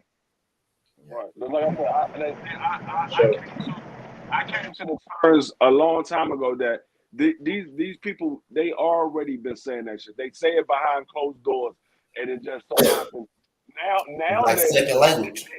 There's social media, so now they can get caught saying this shit easier. Because back in the days, it was hard for you to catch them saying this shit. You had to be there in person, or you had to see them on TV saying it, or it had to be somebody with a recording device right there to hear them say it. Now, everything is on social media. So these dumb motherfuckers don't realize when you put the shit out there, the shit goes around the world. Yeah, you might take it down, but the shit has already been put out there. So if you catch it before they take it down, boom, screenshot, now we got it. You did say it. I didn't say that shit. Yes, you do. Here you go right here. Y'all remember what happened to Mel Gibson? Yeah. Remember what happened to Dog, the daggone bounty hunter? Oh, yeah, fuck him too. Yeah, fuck him too. I used to watch his show on a regular basis. And I heard him say that shit. I was like, I knew it. It was just a matter of time before that shit was going to come out. Just like Kramer. It was a matter of time before not Kramer, the nigga from Jerry Steinfeld. It was Kramer. It was Kramer. Yeah, you right. From Jerry Steinfeld. I knew it was just a matter of time before the shit came out there. Just My like fucking Hulk Hogan too. Hulk Hogan too. Paula D, all of them. Oh yeah, Hulk Hogan did say that shit, didn't it? Yeah, Hulk Hogan said that shit to him. Oh, well, Lil Wayne don't mind me. I'll be here around Lil Wayne. Man, fuck you, man. You know what I'm saying? I don't give a fuck. You know what I'm saying? We know what you mean, dog. We know what you mean. But like I said, I already knew all these people said it because they look at it, they said, hold on, the black people said, and it's no problem for them. Why we can't say it? Nigga, you ain't black. That's why you can't say it. You ain't black. The same way y'all feel bad, y'all feel some type of way when we call y'all honky or cracker, but I'm almost certain y'all motherfuckers say that shit to each other. And that's why, look, to make this clear, man, I fuck with everybody. I don't give a fuck if you black, white. Case of Boy is my dude, like real shit. You know what I'm saying? You know, because he got respect, man, and that's all. You know, we all got to respect each other. You know what I'm saying? You know, Divine Sense. Shout out to him. That's my homie. Real shit. These dudes are real dudes. They understand what's going on out here. They don't even like that shit. But when you up to this motherfucker just being disrespectful, man, you know what I'm saying? And you married to one of them motherfuckers and you say some shit like that and you like that shit, bro, we own you. Like I said, fuck Kambosos, man. Fuck them. Like I said, the word nigga, it doesn't bother me not one bit. I don't give a fuck. You can say nigga around me as much as you want. It does not bother me. But I check it. I nip it in the bud right then and there because I know it bothers other black people. So you're not gonna be around me saying this shit, and I know it bothers everybody else that I hang with. I said it doesn't bother me because I don't let words bother me. But the other people in my family and the other people that I hang around, it bothers them. You ain't gonna be saying that shit when I'm around my folks. You're not gonna say it around me, and you're not gonna say it around the other folks. But you say it don't bother me. It doesn't bother me, but that doesn't give you the right to say it. Just because it doesn't. That's just like dude calling me a bitch. It doesn't bother me, but it doesn't give you the right to call me a bitch every fucking day. No, it doesn't bother me. But you're not gonna be sitting around. Oh, you a bitch. You a bitch. You a bitch. No, you're not. You're not gonna do it. I nip that shit. But like I said, it doesn't bother me. Because I was brought up, never let nothing that somebody say bother you. So, and my father was a military guy. He was a drill instructor in the Marines. My stepfather was an Air Force. I was in the military, so I just have tough skin. That shit doesn't bother me. You can say whatever the fuck you want to say. It does not bother me. I was brought up in the early '80s, in the early '90s. I mean, I was brought up through the '80s and the early '90s. I dealt with watching niggas get shot and killed right in front of me. So you saying something, that shit doesn't bother me. I sat here and watched people that I know personally get killed right in front of me. I'm not worried about what you're saying. I'm worried about what you do. Fuck what you say. Yeah, but when you got a public figure like him and his, you know, fucking wife, you know, and they feel the freedom to say shit like that, but you know it was pretty bad. And then this is the part that, you know, really gets me is, you know how they tell you to think before you speak? Now you got to think before you press send and shit. You know, like, I don't know how you could think that you was going to be able to get around that. Right. The way social media is. It's not even so much think. You need to go back and read what you just wrote. Go back and read that shit before you hit send. Because they know, they thought about what they were going to say, but they didn't read it to see how it was going to sound. Read that shit out loud and tell me how you think about it. Right. I'm about to get my nigga on out here with my husband. And yeah, knowing he's a public figure right now or whatever, because, you know, until he get his ass beat, then he'll be a nobody and shit. But knowing that he's in a public figure, now you're going to have heat come down on him and his squad. Because, like I said, old media ain't going to say nothing about this shit. If he do an interview with ESPN, they ain't going to bring that up. They ain't gonna bring that up. ESPN, Showtime, none of them motherfuckers gonna bring that shit up. Right. HBO, FX1, any of them motherfuckers. They're going. What's that joint in the morning with Sandy Sharp and them? Nah, they ain't gonna bring that shit up. Yeah, I won last night. It's all good, Devin. I appreciate you sliding through this, John Devin. Glad you can make it, fam. Keep on sliding through this motherfucker, bro. Shout out to Darren, man. Yeah, I won last night, K. I won $80. I should have bet more money. I'm gonna tell you the only time old media bring that shit up when they know that shit is already being put out, that it bothers a whole bunch of people. Then that's when they speak on it. All right. Yeah, well, we got to stay on that bitch helmet, man. Fuck that. Just like they try to downplay the whole Deontay Wilder and Tyson Fury. Yeah. They didn't want that motherfucking fight. They don't. Old media don't want to. Real quick, Dwayne. They tried to blackball Deontay Wilder altogether, and they would have succeeded if new media wasn't constantly talking about that shit every day. They tried to silence, but they completely like before that Tyson Fury fight happened, they stopped talking about Wilder, bro. They just stopped talking. We kept talking about him and made it prevalent, made it a thing. That was trying to blind you with AJ and Fury. Right. Deontay Wilder would have never got that third fight. Even if he would have went to court, he still would have never got that third fight. I guarantee you. If it wasn't for new media, he would have never got that third fight. Thank you, bro. Regardless of what the outcome was. The point of the matter was, nigga, I stood on my word when I said I was going to give you a rematch. You need to stand on your word when we sign this contract for another rematch. I mean, for a third fight. Just simple. And you know the fucked up part about it, even though, you know, quote unquote, he lost, because we know why he lost. You know, the motherfucker got a big ass hole on the side of his head. They don't want to talk about that shit. But it was so bad that Tyson Fury grew a conscience, and the motherfucker had to come over and say what he said after the fight. He never cheated a day in his life. That's motherfucking guilt, bro. That's guilt. You got to come over and say some shit like that to, you know, clear your name, and then to give a motherfucker shout out on his birthday and shit. That's guilt, dog. That's guilt. I don't give a fuck. And the fact that Wilder don't even acknowledge his ass. That's the part right there I peep. I'm gonna tell you what makes old media so mad right now about Tyson Fury. That's why you don't hear old media talking about Tyson Fury, because Tyson Fury said Deontay Wilder is the best heavyweight he has ever faced. This nigga hits harder than anybody he has ever faced. And you said he don't see nobody in heavyweight beating Deontay Wilder except for him. And the only reason why he beat him, he had to cheat. Yeah, and old media do not like that shit. They're like, why are you giving him all this props? Why are you giving him all this props? Because Tyson Fury knows Deontay Wilder is a real motherfucker. He knows damn well he had to cheat to beat him. If it wasn't for the fact that he cheated that second fight, he wouldn't have never beat him. And the motherfucker was coked. He was coked up in the third. I don't care what nobody say. He was coked up. Right. He was coked up. Probably so. I wouldn't put it past him.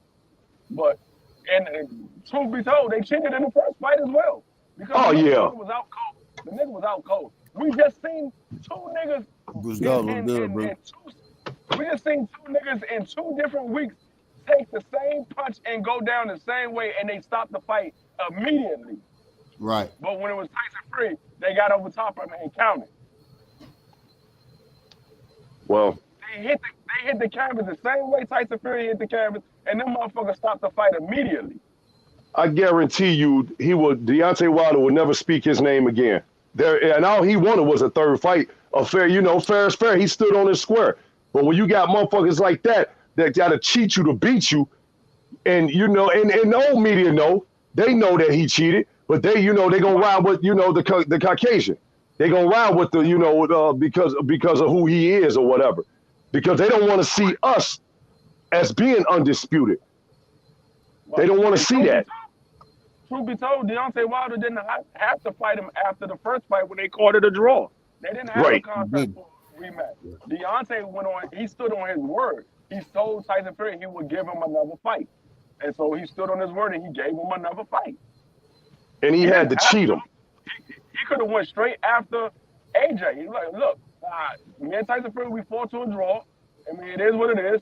I want undisputed now. He could have went straight after AJ. Facts.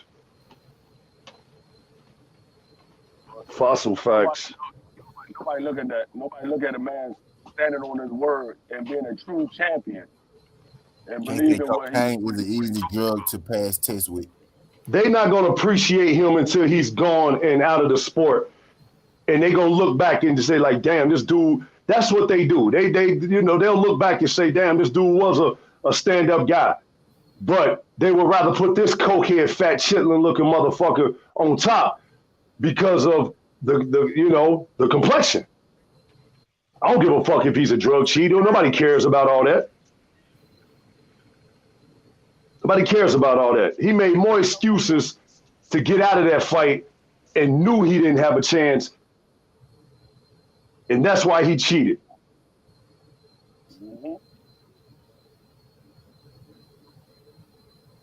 We all know the truth. Like I said, all these motherfuckers get. It's always a double standard when it comes to people of a different complexion compared to us. It's always a double standard. No doubt. This, No doubt. and they take us see, and we still going through this shit right now, a different way. Sometimes, bro, when these people are willing to fight us finally after all these years, I be like, okay, now why all of a sudden you want to fight? What's really going on? Why all of a sudden, like the day Kambosos actually decided to fight Devin Haney, I'm gonna be like, okay, now what's the real reason? Now why? Now where the confidence come from? Because If you it, broke? if they don't get something extra, they not gonna fight us. Period. You know what I mean? No. They not gonna fight us. Period. And I didn't It's the figure same that thing out, like man.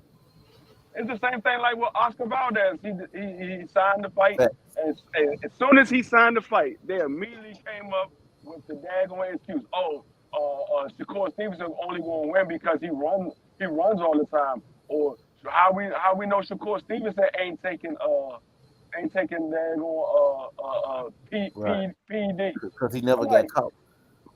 he's never tested positive for any PED, and Shakur Stevenson is not the type of boxer that runs. He stands in front of you. Why is all these excuses before the fight even happened of what could happen? How you gonna make an excuse or something and you don't even know what the outcome is gonna be, or you pretty sure what the outcome is gonna be, and so you're already trying to build up an excuse why it's gonna happen that way. Exactly. It's crazy. You could be a fan of Oscar Valdez, but accuse Shakur of steroids. How you a fan of this guy accusing this guy of steroids when your favorite fighter is a known drug cheat? Known, like you don't gotta Right. accuse, you don't gotta wonder. It's on paper. It's, it's never been anything put out there of Oscar Valdez ever failing any test, any drug test, any PED test, nothing. He never tested positive on anything in Shakur. any of his fights. I mean, yeah, Shakur Stevenson. He's never tested positive on anything or any of his fights. But Oscar Valdez, he's tested positive, and they still let him fight. They And it's didn't not even even suspend his in the ass. look in the crazy part, y'all, it don't even be us talking about, oh, he cheating again, he go cheat again. We just want to see the fight. We be so confident. I mean, Shakur too, like our fighters in general, we so confident in our ability, we don't give a fuck what you do. Right. And the thing about it is, the nigga was never even suspended. You're Nah, you're you're you're the best fighter that you build up all the time, and Canelo Alvarez, that man was suspended, but Oscar Valdez wasn't suspended at all. He was allowed to fight, but he tested positive.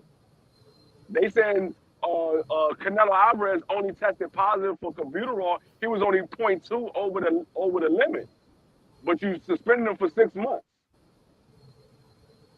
Where's the consistency at? because they already had their trophy for Oscar Valdez. They couldn't suspend him or shit like that because they had already knew he was gonna win that fight before he fought. Yeah. They That's couldn't what I'm stop. saying. They couldn't stop that fight They, because then they couldn't give him the trophy they was gonna give him. You know what I mean? right. That's what I'm saying. It's always double standards. These guys is never they don't build their name on consistency. They build their name on whoever's giving them the biggest paycheck. That's what we're going to support. We're going to do all we can do to make sure this guy wins and he stays a champion or he becomes a champion. Whatever happened to just letting the cream of the crop rise to the crop? What happened to letting the best fight the best, prove who the best? We live in an era now where they go manufacture a champion. We live in an era where Devin Haney could be the fucking champion. Another guy could have three of the belts, and he would still rather fight another guy, and everybody gonna be okay with that shit. Like, I'm getting sick of motherfuckers setting a standard on us, right? And then when it's time for you to honor that standard, when it come our way, you change the whole game on us. You know what I mean? You change the whole fucking game on us. Like they say, oh, mandatory this, championship that. Well, shit, I seen Jamal Charlo be a mandatory. Then when I just know we got him bagged in the corner, franchise belt. I seen Devin. I know I'm But finna lose some of you, motherfucker. I seen Devin Haney do the same thing. Franchise belt. You know what I mean? It's always extra, but like, what you mean? Like when everybody else getting this position, I seen Boo Boo Andrade move up in the division, WBO, mandatory instead of a title fight against Canelo. Now you got a mandatory. You know what I mean? It's but always you know some what? extra shit. Right. But you know what's so funny about this whole shit? They trying to X out all of the black fighters or whatever. But if Right, you get rid of all the black fighters, nobody's going to watch boxing.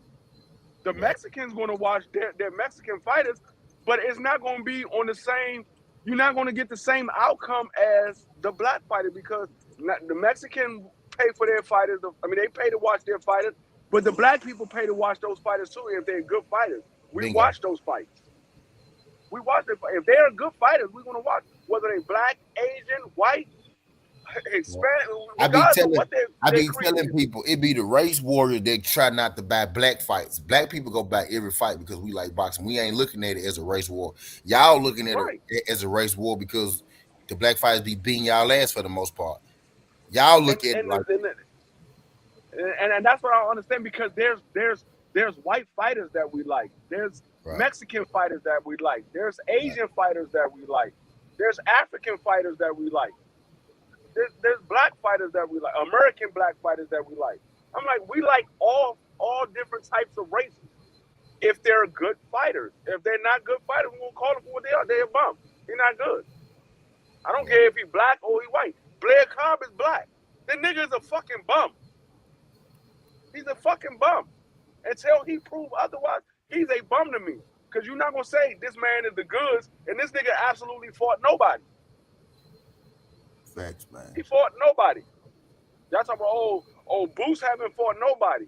But y'all sitting here talking about Blair Cobb like he actually fought somebody. Blair Cobb ain't do shit.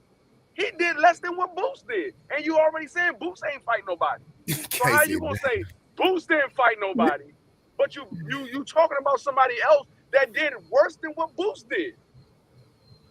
Right.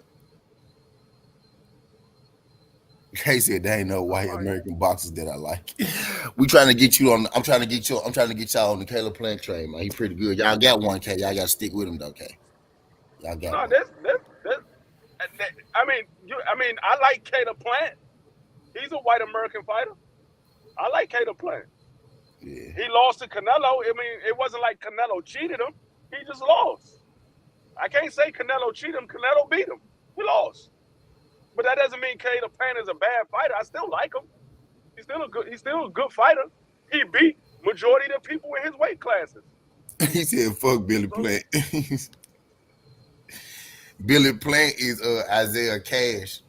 It's Felix Cash. I mean, he said, "Fuck K Billy Plant."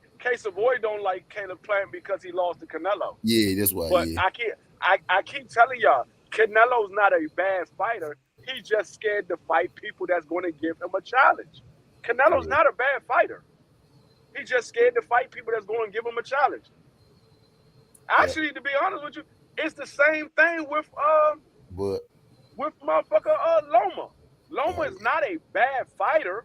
He's just scared to fight Devin Haney.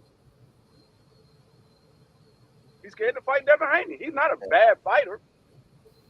I think he's overrated. But he's not a bad fighter. Yeah. That's how I feel about Bud too. Like, he not a bad fighter. Right. He don't take many 50-50 fights. Just don't take Right. many of them. Don't take many I fights. mean, that's what I'm saying. I don't. Besides the fact that Canelo is ducking Jamal and Boo Boo and Demetrius Andrade, besides that fact, Canelo can fight. The man is good. He's a good boxer. He can fight. I just want to see him in there with somebody that will give him a challenge. I don't want to see him going in there with motherfuckers we know what the outcome is going to be. Yeah. Now, Caleb Plant, there was a possibility that Caleb Plant can outbox him and win the fight. It's just he gassed out. And he got caught.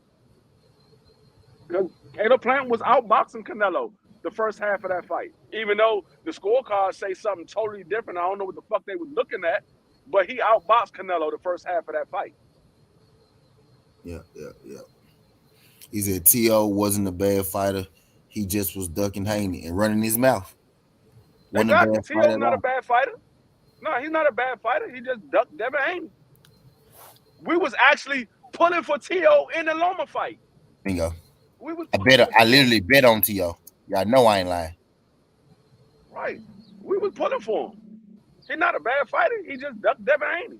That's the only. That's the one thing that we got on him. And that's why I said I bet on fucking Kambosos.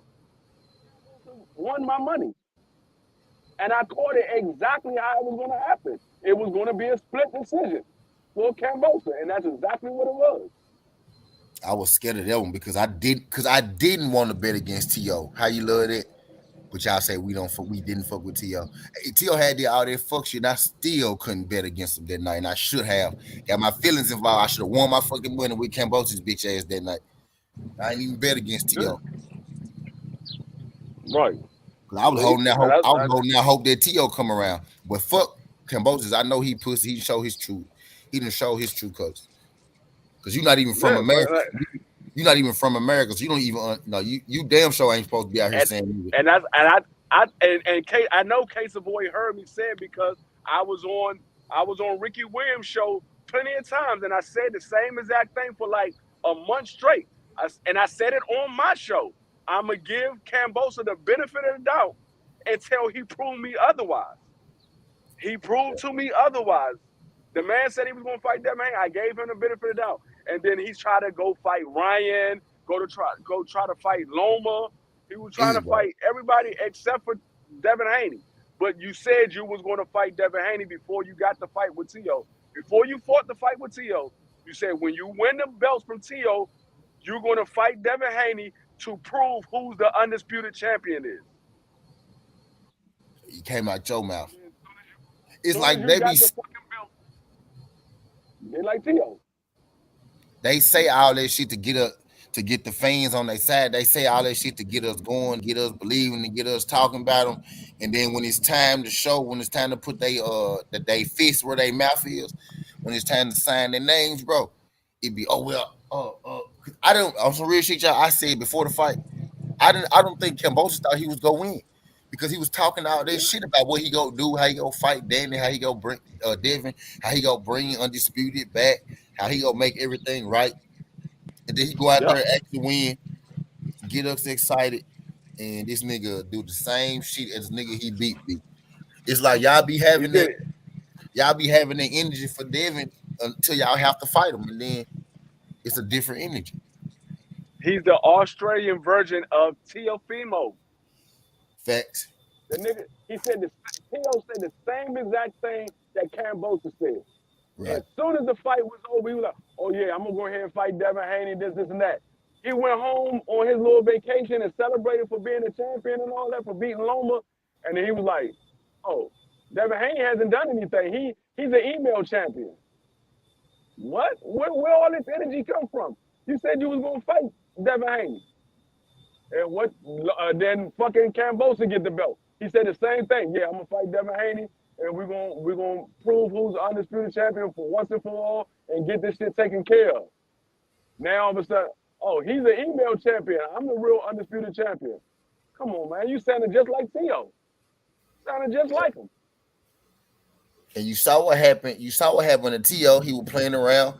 He was playing around, and then he got beat. Now, now, Kambosos, you playing around. What's gonna be your faith, man? You see it's hard for people to hang on to these three belts. You see it's hard. Them three belts change hands more than the one. The shit remind me so much of Deontay Wilder. It's scary, bro. Like this shit is scary to me. What's going on right now at 135? Like y'all gonna really let this man hold on to this WBC belt, and y'all gonna pass around them three until y'all Right. really just wait. Y'all really just waiting for him to get a fight so he can lose, so y'all could unify them. So y'all could Exactly. They doing the same thing to Devin Haney as what they did to Gary Russell. They right. dance all around fucking Gary Russell, waiting for him to lose. Now, as soon as he lost his belt, now Leo talking Undisputed. about, "Oh yeah, I'm gonna go ahead and unify. I'm gonna go ahead and unify Right. with Mark Maseo." Right. Now all of a sudden you want to unify. But when Gary Russell kidnapped your father and all this bullshit and sitting there talking greasy about you, you ain't want to fight Gary Russell. Case avoid. Case avoid. The killing part is G. That man want Garcia. He want Loma. He want anybody other than Devin. It don't matter. He want anybody other than fucking Devin Haney. And Devin Haney is the one with the straps. And if Garcia get them belts, we ain't never go get undisputed at 135. No, Devin Haney or Loma get those daggone belts from Kambosos. You will never see undisputed at 135 until Devin Haney move out of motherfucking division. Yeah. And then the thing Once, is, once, if y'all just go ahead and fight Haney and say he win, he gonna move out anyway. So I'm gonna tell you what's going. I'm gonna tell you what's gonna happen. If the fight doesn't happen with Kambosos and Devin Haney, and then Devin Haney move to 140, you know what they're gonna do? They're gonna get rid of that WBC belt, and they're gonna say the one that Kambosos has is the real WBC belt. They can't. That's what they're gonna do. They trying to do that now, but the other sanctioning bodies ain't gonna all agree to that. They trying to do that now. I'm saying they can't do it now because Devin Haney is still there and he never lost. So they can't Oh, you do said it if he now. lose. Yeah, if he moved to 140, that's what they're gonna do. They're gonna get rid of that belt and they're gonna say the belt that Kambosos has is the real WBC belt. The other belt is gonna go away. The one that Devin Haney got is gonna go away. They're not gonna have a vacant. They're not gonna fight for a vacant WBC belt. They're gonna dismiss that belt altogether. And they're gonna say the one that Kambosos got is the real WBC belt. That's what's gonna happen if they don't make this fight. I say this, Deron. I like the energy everybody giving Ugas because everybody feel like Ugas a real threat, and I like it. I like it. I just want us to keep giving Ugas this respect after the fight. You know what I mean? After the fight over with, let's keep giving Ugas the same respect because I notice when people fight early and they lose, they get disrespected a whole lot. Let's be clear.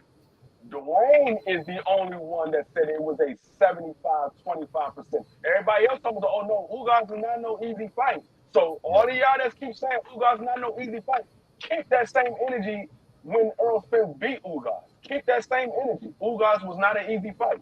Keep that same energy because I'm the only one that said it was going to be an easy fight.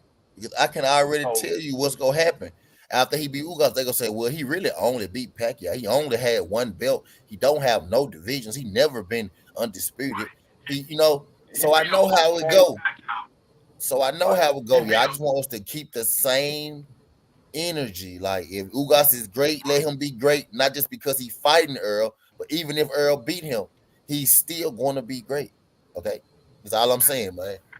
That's all I'm saying. Not to shit on my man because he ain't here, but Pop was one of the ones. Me and Pop was back and forth. He was like, so you calling Ugas? I'm not saying Ugas a bum. I'm just saying that I believe it's going to be a 75-25% chance of Ugas beating Earl. I'll explain it to you. Knockout. Jamal Charlo tried to fight Canelo. Canelo said, "I'm good." He tried to fight motherfucking Munguia. Munguia said, "I'm cool."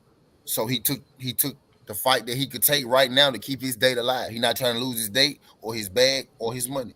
He took the fight right now he could take. He can't fight Benavidez now, right? Benavidez got to fight. He can't fight Boo Boo Andrade now, right? Or Boo Boo Andrade got to fight. Canelo said no. Munguia said no. Triple G not go fight him. Murata not go fight him. You know what I mean? Chris Eubank Jr. I mean, where he go? So he took Selecki. Hey, and that's a dangerous fight. See, Selecki a good skill boxer. Yeah, he can box. Yeah, he can box. I don't know. Is he a southpaw? Yeah. If he's not a southpaw, he fights southpaw. If he's not, he fights southpaw. Yeah, and Charlo has struggled against southpaw.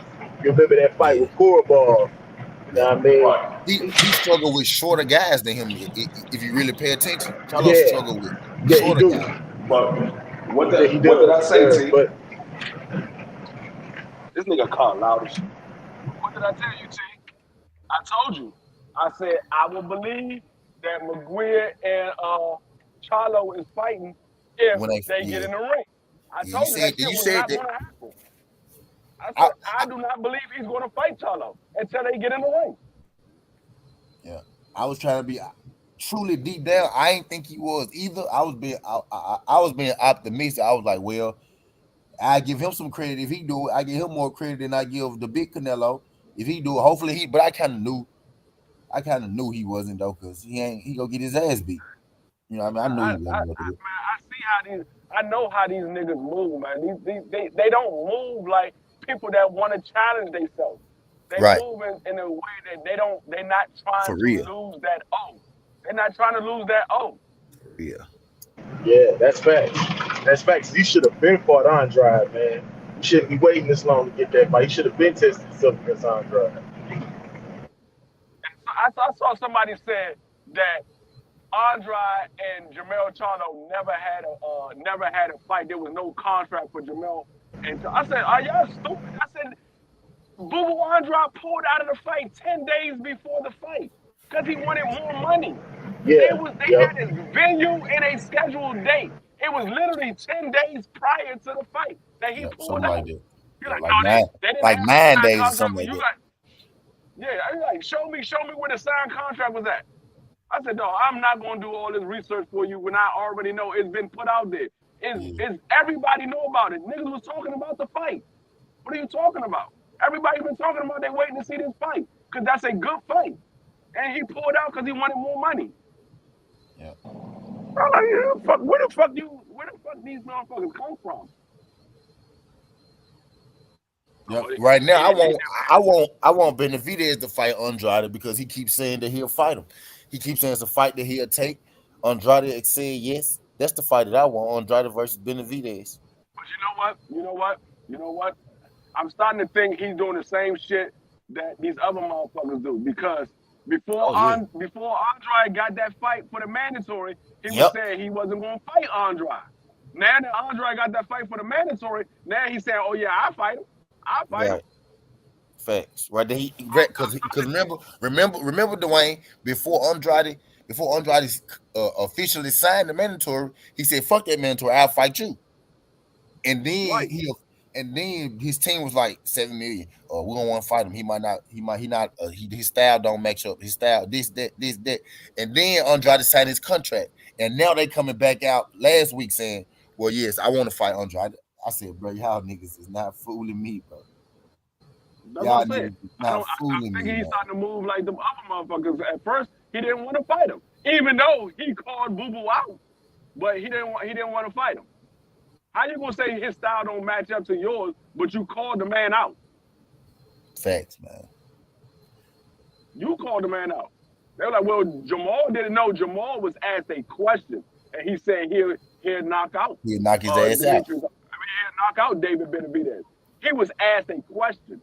He didn't call David Benavidez out. David Benavidez called out Boo Boo. There's a difference. Facts. He wasn't asked a question.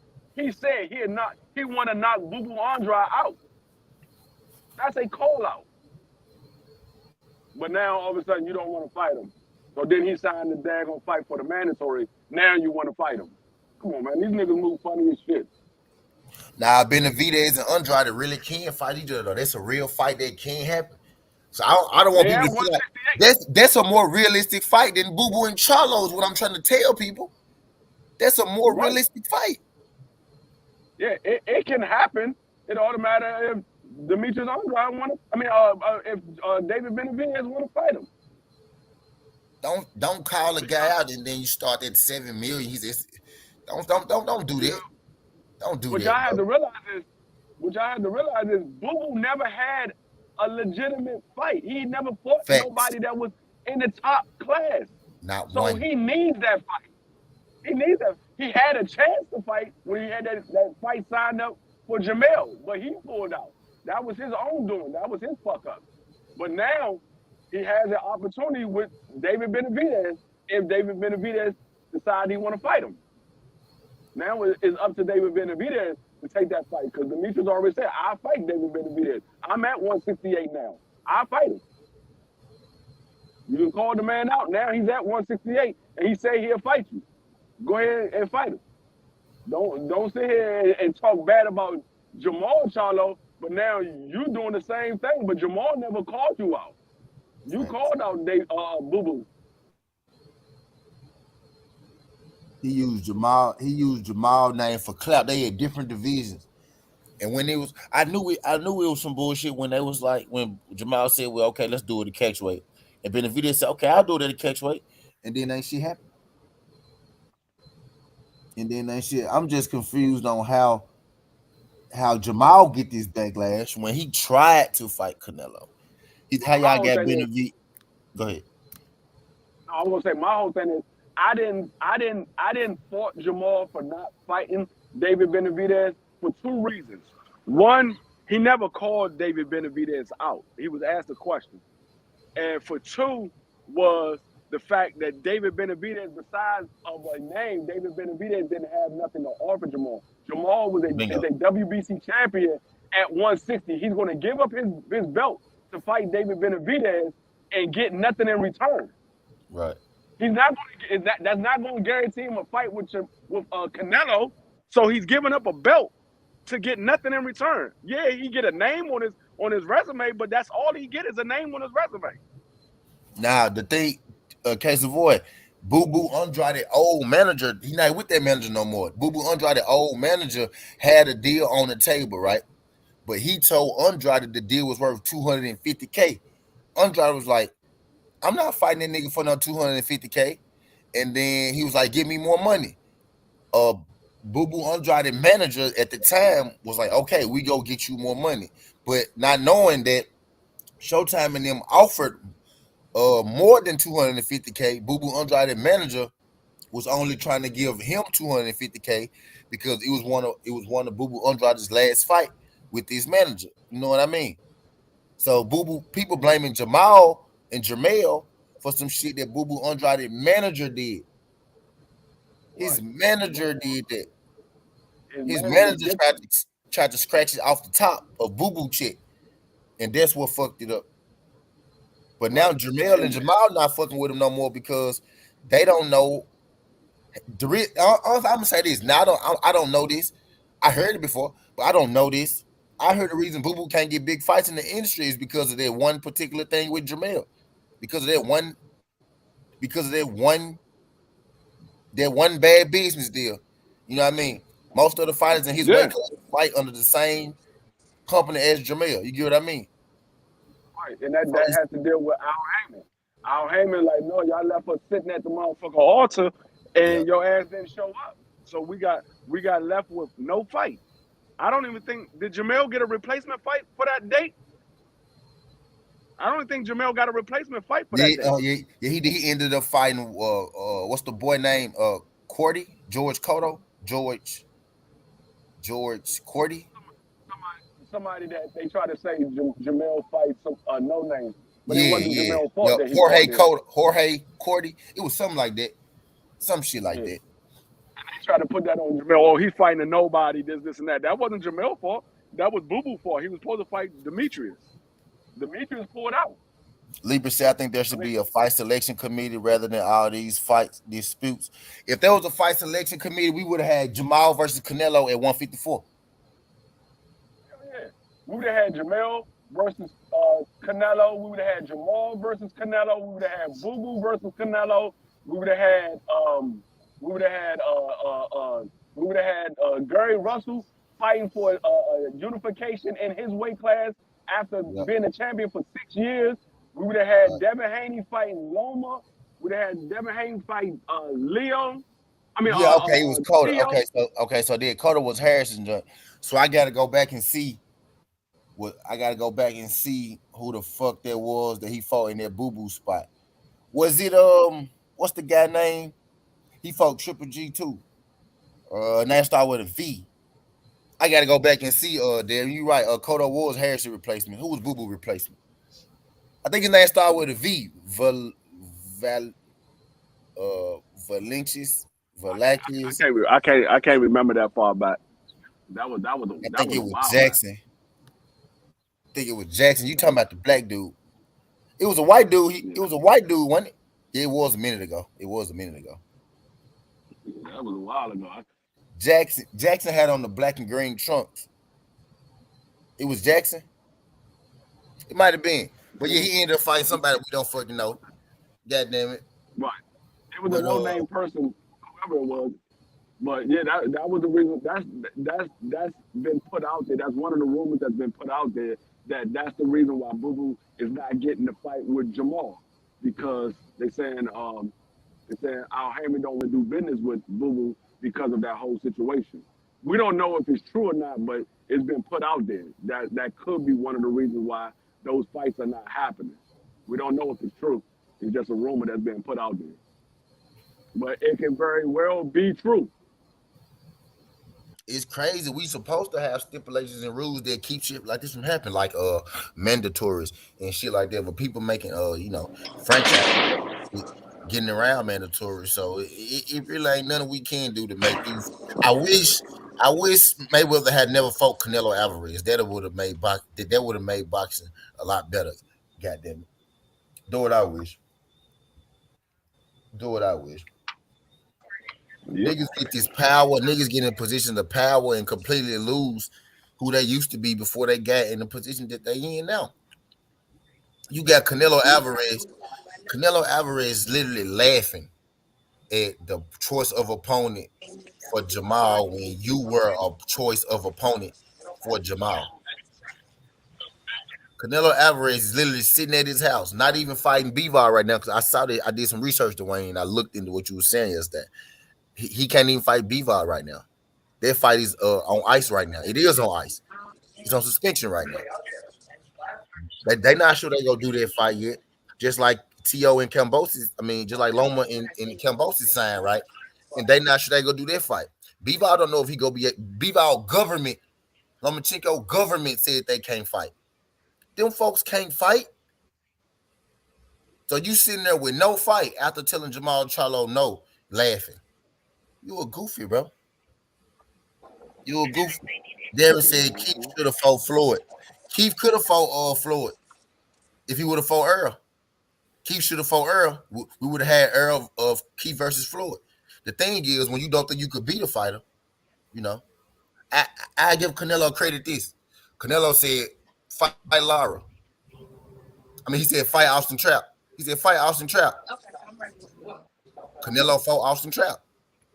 Floyd said, fight Earl Spence. Keith Thurman didn't. And it was that simple. You know what I mean? It was that simple. We really, what would have happened was Errol Spence versus Floyd Mayweather, because Earl would have beat Keith Thurman, and then we would have saw Floyd take an L too. You feel what I'm saying? In a perfect world. You feel me? Yep.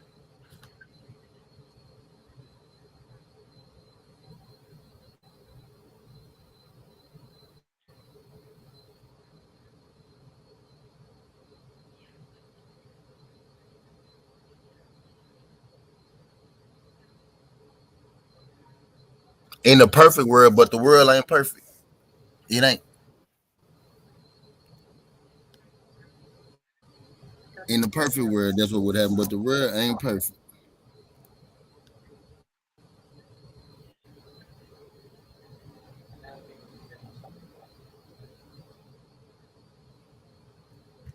Uh,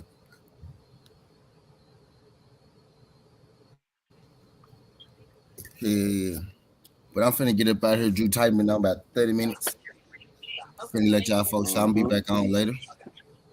Be back on later with another show. We gonna make the bets. Y'all know what's going on. He's a button so fucked up now it had been. Yep. The difference now is that we can put a little light on it. We can put a little light on it. But I'm finna get up out here, man. Skin Hardway 7T. This ain't the past. This ain't the future. This the present. This how we rocking. And I'm out. Look. Mm-hmm.